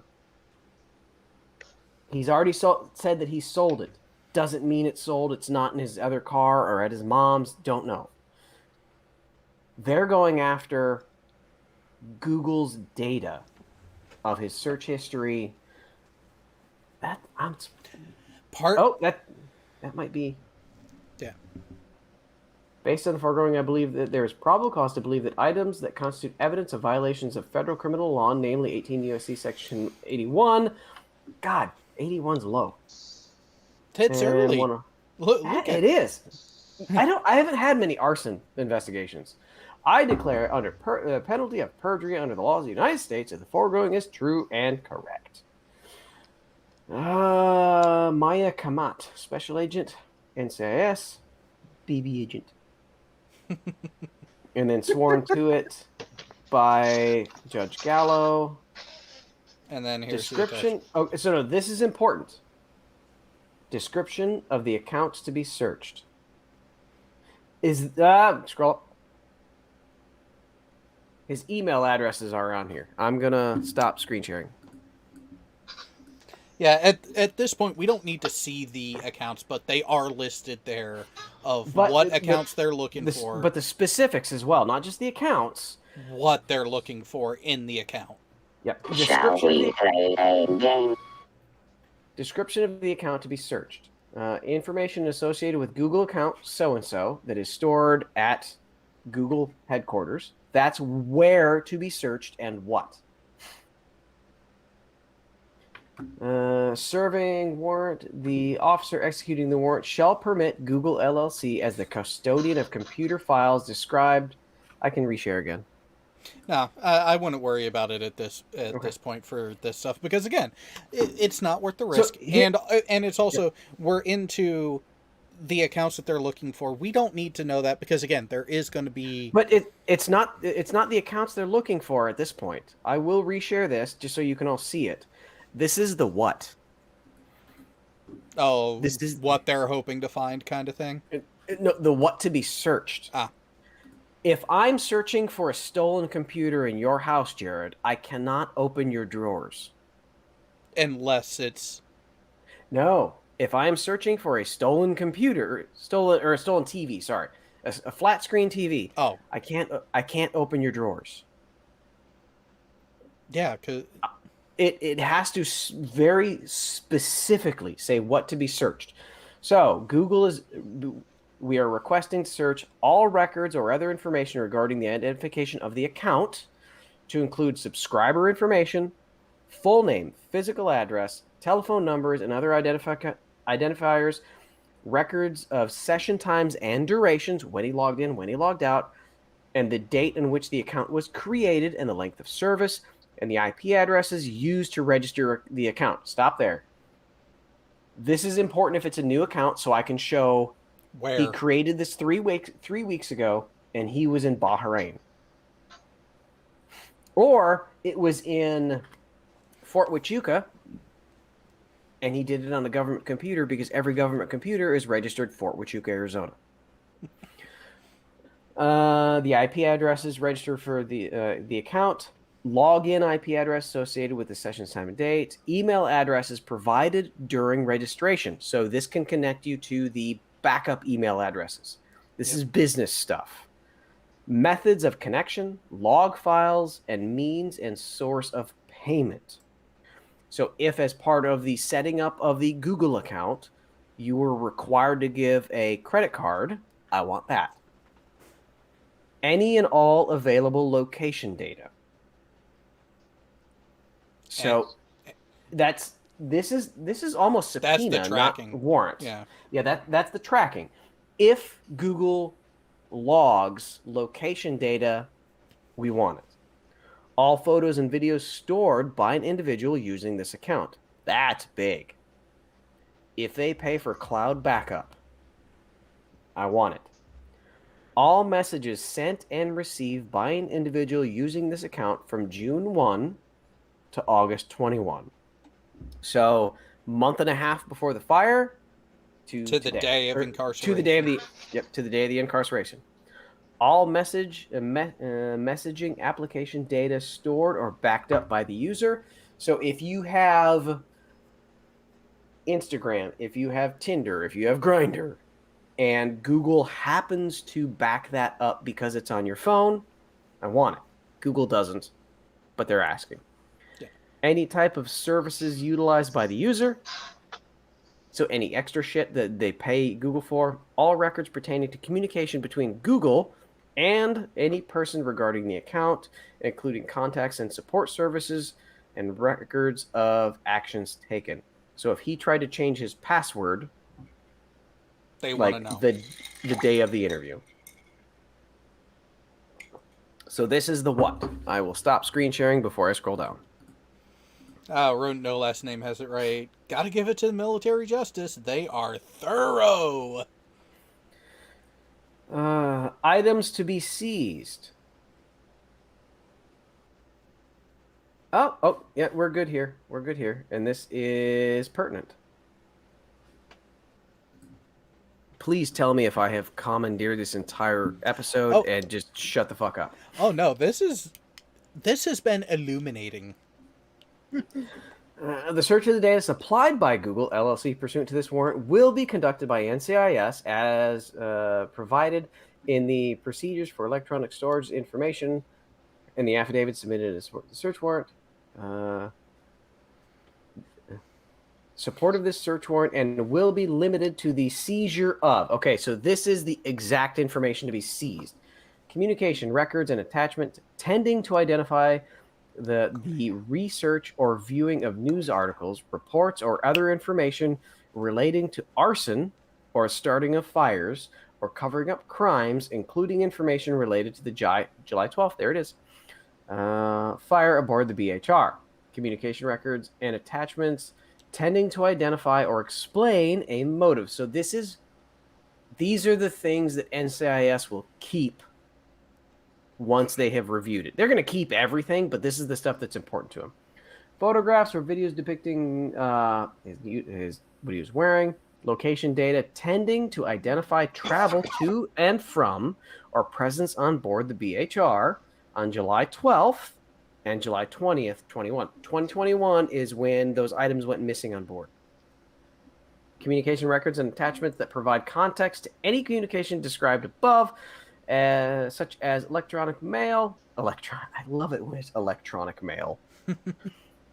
Well, that is what the E in email stands for. It is. Which are evidence of violations of 18 U.S.C. Section 801, 844 Foxtrot, which is UCMJ Article 81, and 18 U.S.C. 1001, which is false statements. The seizure and search of the subject accounts shall follow the procedures outlined in the supporting affidavit. I'm going to stop screen sharing before I scroll down. That's it. Yeah, I was going to say that looks like the end of it. Okay. Interesting. Yeah, it seems like they found him, and but it's I don't want to give a subject matter expert opinion because I'm not. Because the only information you have to go off of is this affidavit, and it does not look good for the guy. He gave contradictory statements during his interview. His interview was very long.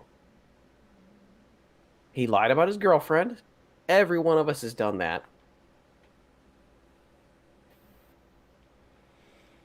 But you have the contradictory statements, and then you have he wasn't turned over to his chain of command after he was arrested and sent to the brig at Miramar. There's another search warrant that has arrest warrant. That's not even an arrest warrant. This is federal. Let me look.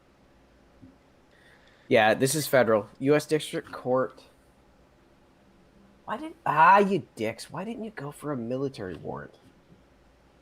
This is complete sidebar for 2 minutes. Up until about 3 years ago.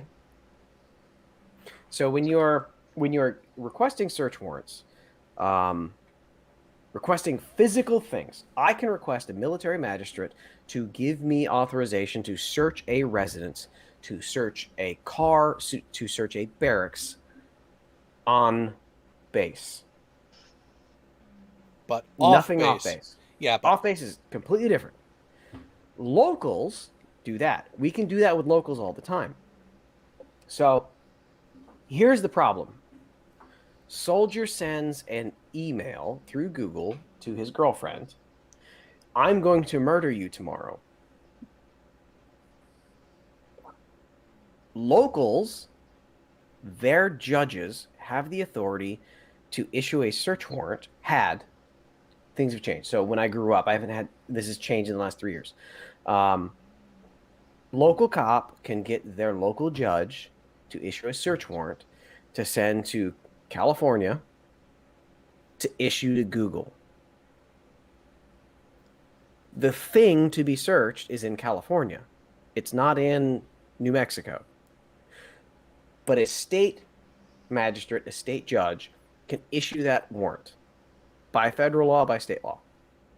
By military law, I am restricted to on base.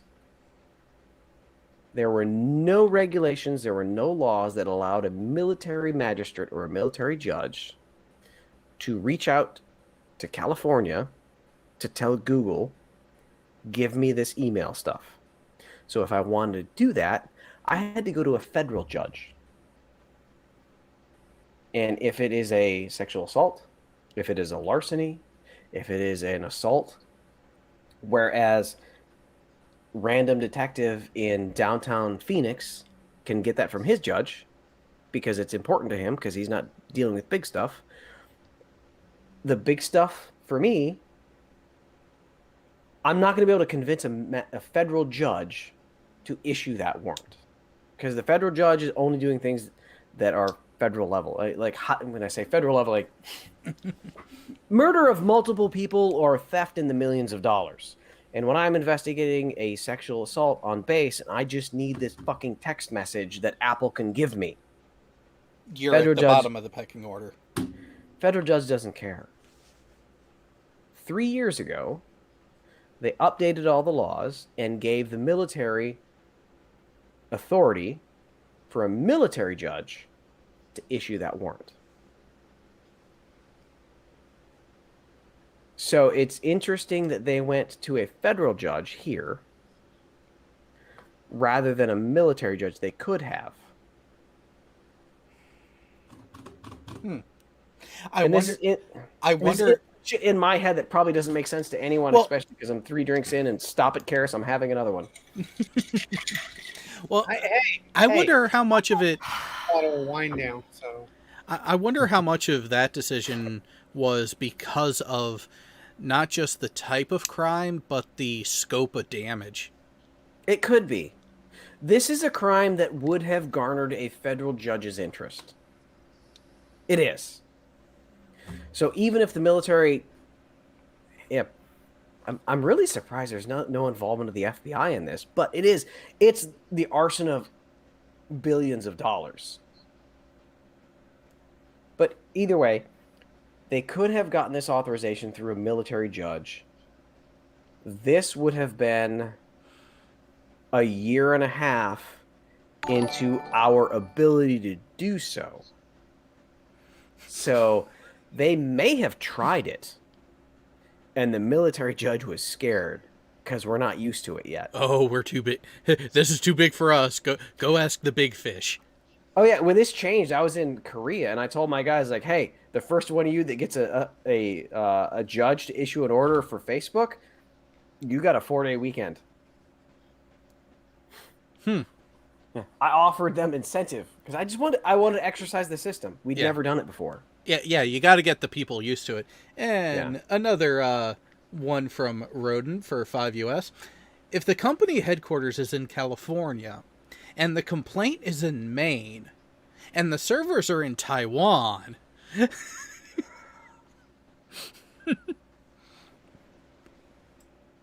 I still think it would go from Maine to California to the HQ, and then internally they have to deal with it. That depends on our legal agreements with Taiwan. Not every country will respect we're not talking military. Not every country will respect a U.S. federal judge's order. Well, now, some will, some will not. Think about it this way, though. The company headquarters is in California. It's another U.S. state, so similar to before, where you're going to the company headquarters, hey, this is what we need from you. This is what we are requesting from you. This is what we are ordering from you. Jared, the company headquarters says, I get it. You're looking for the body of the dead hooker. It's not here. It's in Taiwan.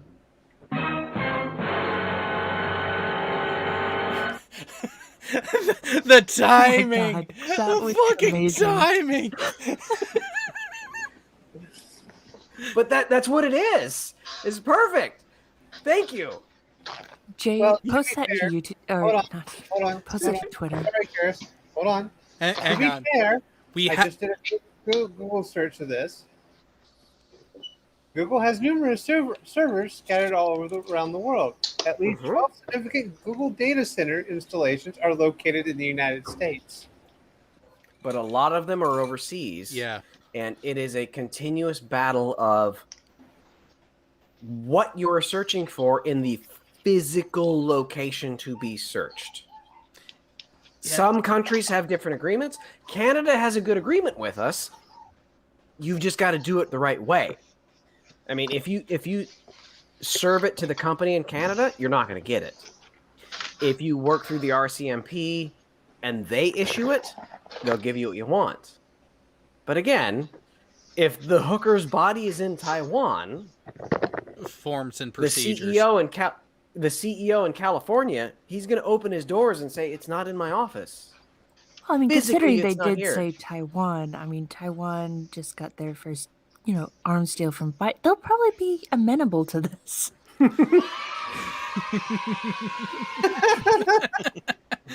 Now, what I was going to say before, that whole time, catching that timing thing, there's this wonderful clip feature that people can use.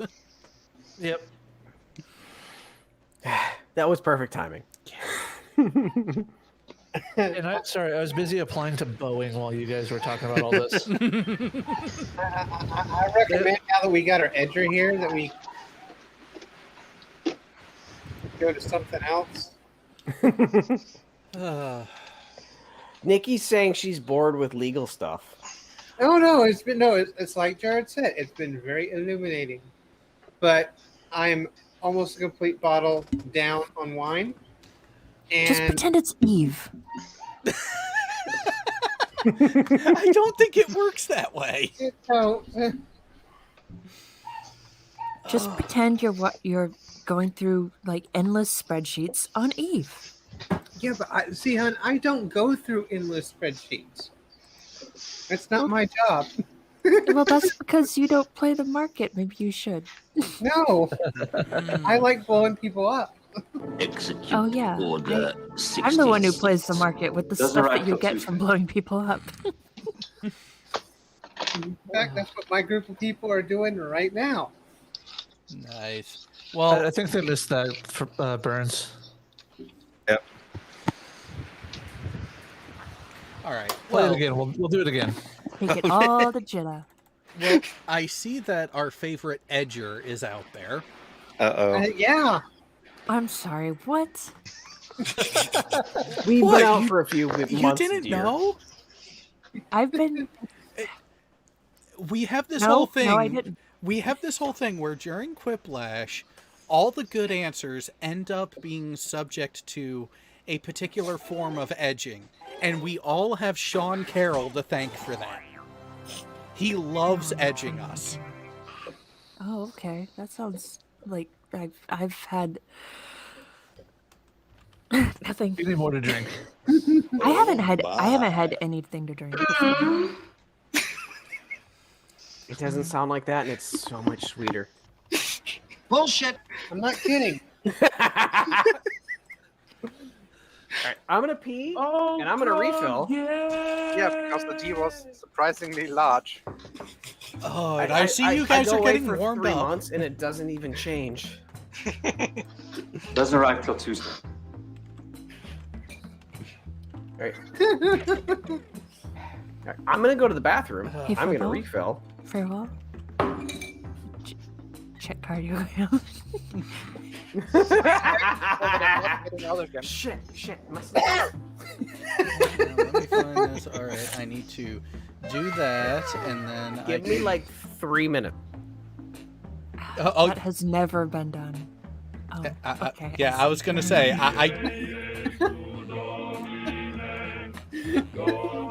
Add 2 zeros on the end of that 3, hon.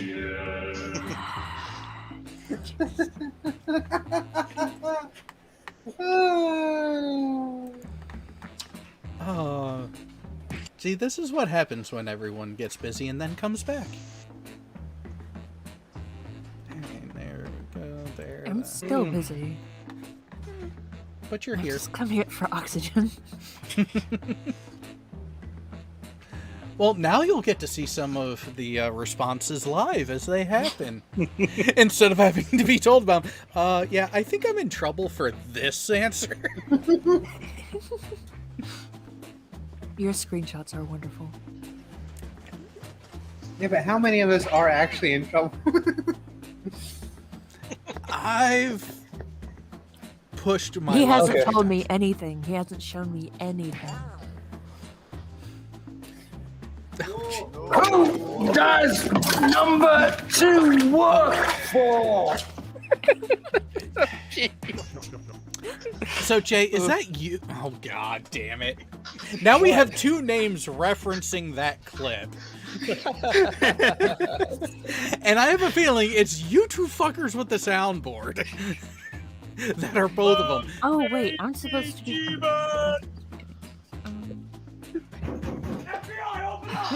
Sorry, I'm being slow. Hey, it's the cosmic key.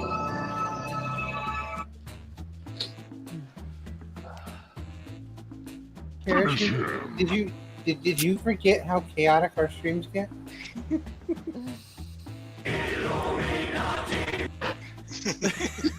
Especially with those 2 when they have their chances. This is the way. This is the way. This is the way. Yes, my lord. I have a bad feeling about this. I don't know what to name myself. We are the Emperor's chosen. Which emperor is that? The God Emperor or Palpatine? The God Emperor, of course. So, I have officially applied to Boeing now. Nice. Congrats. They have a communication specialist. That works. It does. It's a GS-13 equivalent in the governmental side of things, so probably won't get it, but I applied anyways. Jay, you told your wife to come watch and you didn't warn her what it was about to happen? Oh, geez. I'm involved. She should be well aware. She should be well prepared for that. All right, well, since you know what, Mrs. J came in at just the right time. hey, it's all about that timing of when you come in. Really? Yes, really. Ring my bell to be a special subscriber. Hi, I'm Hi. Shitty, which is Norwegian for bringer of whiplash. Amazing coincidence. Did you text me? Because Remember, I... there is No, I did not. you I and did victory, but got your back own from... brain. So, What do you normally do in the bathroom? I Did you... Hey, we're not going to get into those details yet. That's for the after It was show. it was a rhetorical question. I know what he does in the bathroom. Seriously. God my damn it, God. Burns! Where the hell did you find that one? How is that on there? Oh my goodness. Oh, there you go. There's a link to my wife's Twitch channel. Uh-oh. Ah.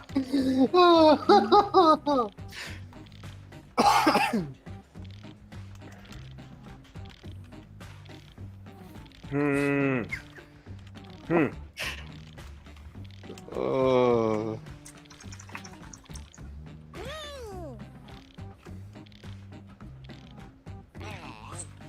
Really? Right now? Sorry, I couldn't resist the second one. How much time is there? I'm staring at this thing. I can't think of anything. 47 seconds. I did do the longer timers to help out. I have 40 seconds left. Kitten and Weston are warming up the couch for me. Ah. Great success.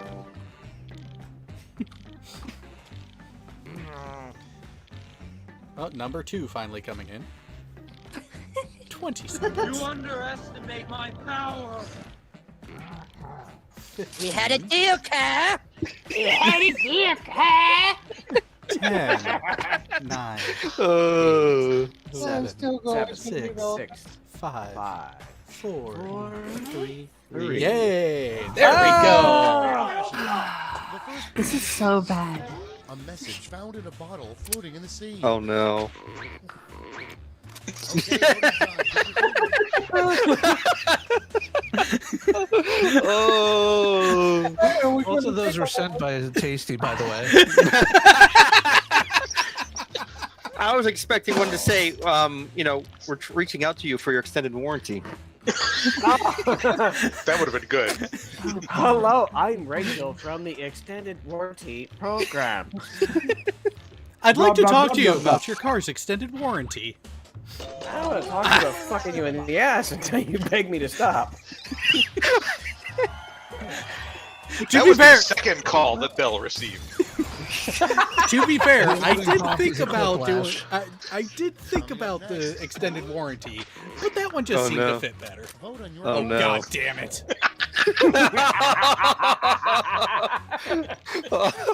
Wait a minute.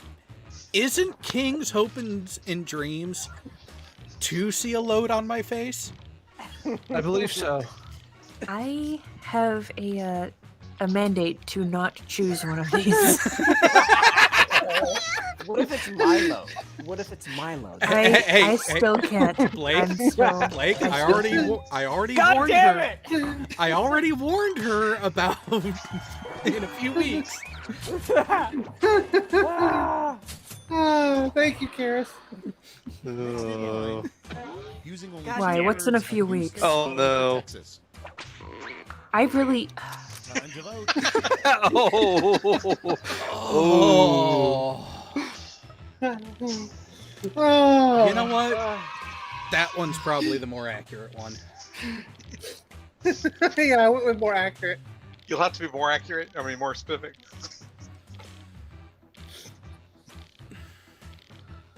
We'll see in a minute. If you want to talk about West Florida, you're either going to be talking Floribama or Louisiana. No, you got Texas. Now you got Pennsylvania.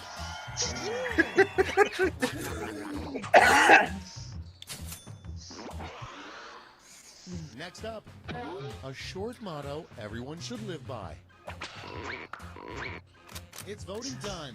Yep. Yeah. I can't decide considering. Oh goodness! No. This the is correct, so hard. The correct Yes, it response is. to the question of Yes, fap it or is. not to Hello, fap Dick. is to just fuck it. Maybe that's one motto. Oh god! It's Sophie's choice. You just read it all at once.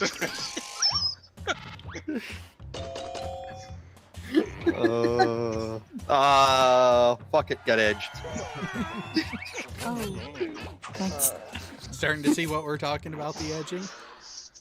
Next one. I just saw A one good of the sign names. that you've drunk too much Mountain Really? Oh Really? no! Like 5 minutes in and you just realized? I'm crocheting. It goes out the same color it comes.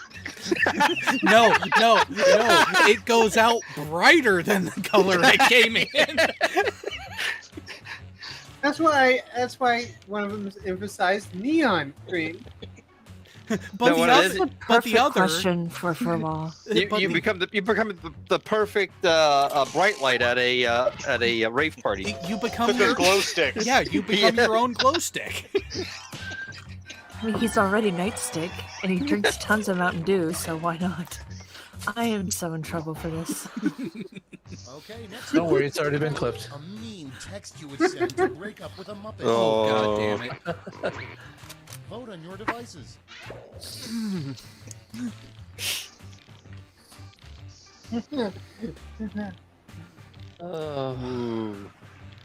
No. Following on the second one, I thought you said it tasted like a honey baked ham. Oh. I don't get it. That's only if you're talking about Miss Piggy. Yeah. Oh. Ew. Or the pigs in space, I guess. Oh. In space. Can't you see I was grasping for this? I mean, it was right. And next is. It's voting time. Oh, There's a was I difference not between saying these two? Furball? I'm sorry. Yeah. I was just Oh, doxing no. Furball. No, you. Nope. Hush. No, you weren't doxing. You weren't typing loud enough. Oh my god. Hashtag Steve's fault. Unfortunately, people watch both of those. I thought it said no one of intelligence watches. Sorry, that was my defense. Wow, so many of you just didn't vote. I couldn't make up my mind. I forgot to vote. Round 1 is in the books. Let's see the scores. Oh, here we go. I'm dead last. I already know. Did you see that? Did it show up? No, I didn't. Shit. It's not gonna go away. Where's the snake? It's not, but I got a good question. Also, you need to put just 90 seconds. you need to put Noodle in his humidity thing because he needs. That I do. I put Bailey in hers, but she needed help with shedding. So. Bailey is like 4 times the size of Noodle.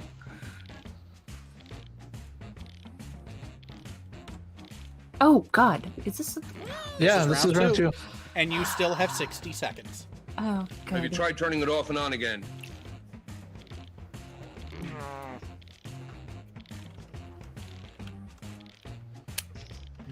Have you tried forcing an unexpected reboot? Yep. I like that rodent no last name. I really like that.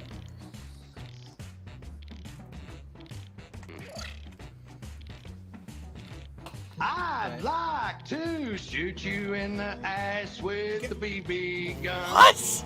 Lay there in the tall grass and laugh at what I've done. Stop it! Put a blood blister upon each bun. I'd like to shoot you in the ass with the BB gun. Okay, here we The go. classics. Starting Yep. things off. Okay, fine. What do you want to talk about then? Oh God. Okay. All right. I'm not sure which one I want to vote for. Let me go with Well, I that had one. 3 calls on the first one today, so I'm going with the other one. I just randomly picked one. I missed Reds earlier, so I'm voting for that.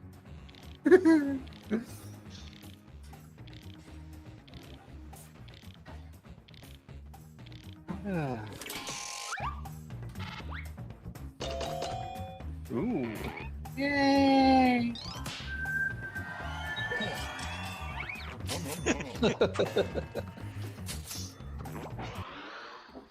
And next, an image that would make the Sistine Chapel ceiling look more Oh badass. no. Time to vote. Oh.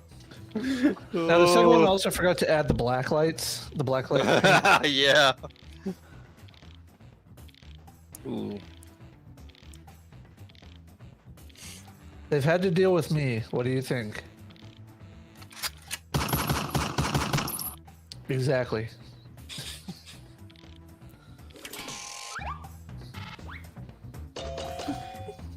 Damn it.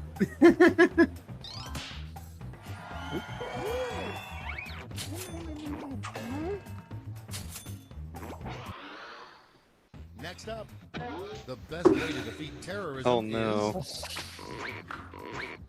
It's voting time. Oh! The first one was good, the second one's better.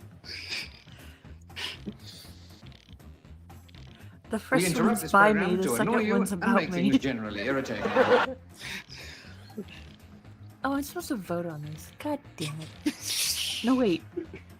Yes, you are. Oh, too late. And is that you?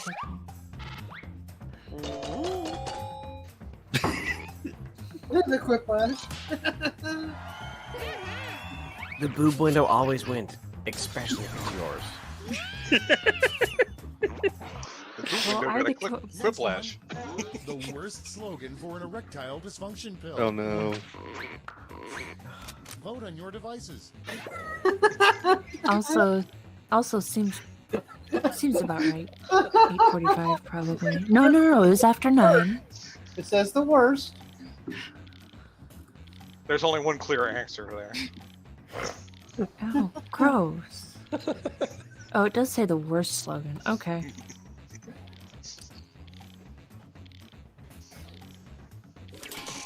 There's a spike over 100 right before 9, but after that it's a peak and then drawdown. Yeah, see, exactly. It said worse, and what's worse than that?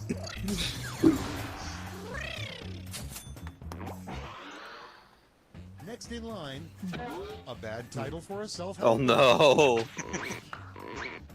Time to vote.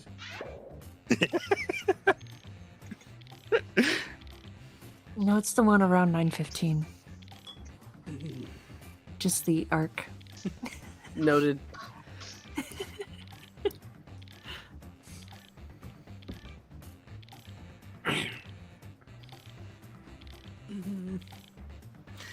Crew, if you're missing the boob window, why'd you turn away from the mirror?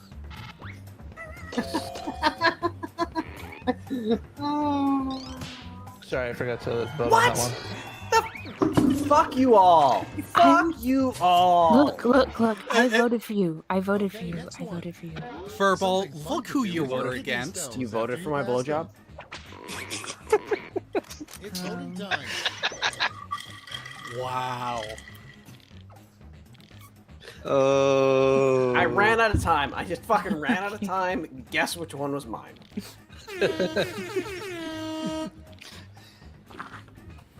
Well, you do like to play with balls, so... Who are we talking about here? Yes. Never said the comment was mutually exclusive. True, we didn't. I will take that whiplash. Fuck you all. Go drink some water. No. Coming up next,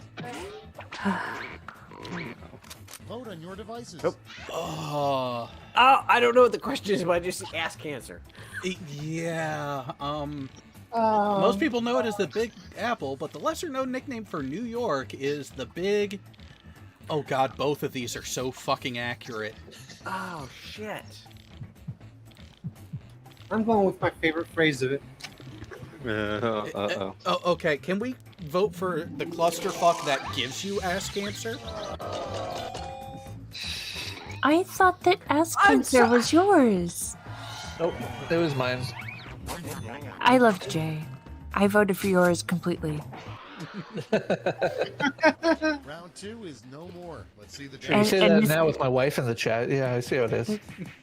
I love her too. I bet you would, actually. I'll Do steal you really her from want? you. Do you really want her Hey, to die? BM's last.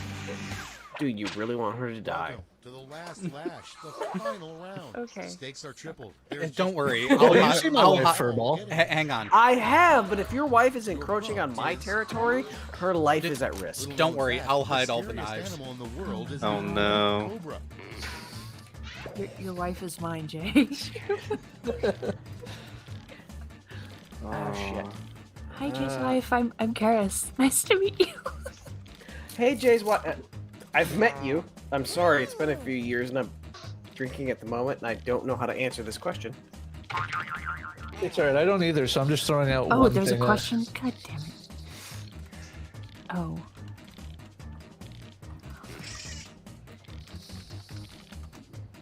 I went there. There we go.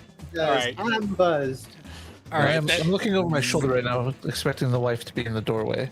Okay, well, You're getting so a slap Oh, on the back of really? the head. I This- entered the same thing as another person. this is Oh no, my time ran out. All right, we're ready. Oh, Okay, in okay. round 3, you get to award 3 votes. You can give them all We to both said Randy. furball. Spread them out. That was me. Okay.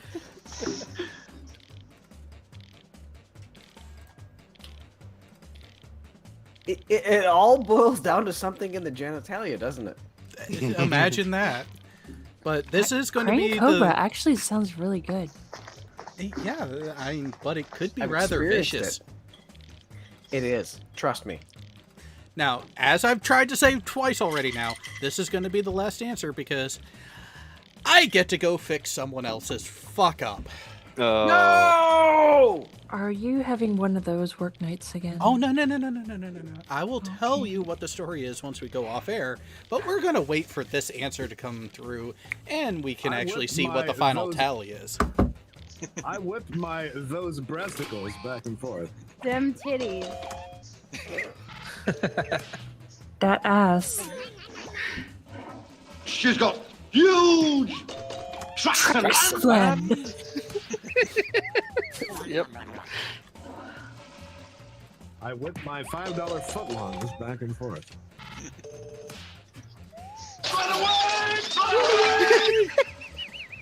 Okay, so if that jumped up to 23%. God damn it. Wait. I've experienced the crane cobra. I'm just wondering. And amazing. Could you rephrase, because not that there would be a problem necessarily. It's That's just the end. Let's see the final scoreboard. I mean, I'm last! God damn it! Nice. Yay, I made it from All right. Well, as I said, I do have to run, so that game is over for now. We did have It's fun. not even 11 p.m., you pussy. Oh, it's 5 till 11. oh, you want to and- use pussy as an insult now? All right. This is going to be fun. Well, we're about to have some fun. So we will let you guys wonder out there what happened. Hey, birds, don't give it away just yet.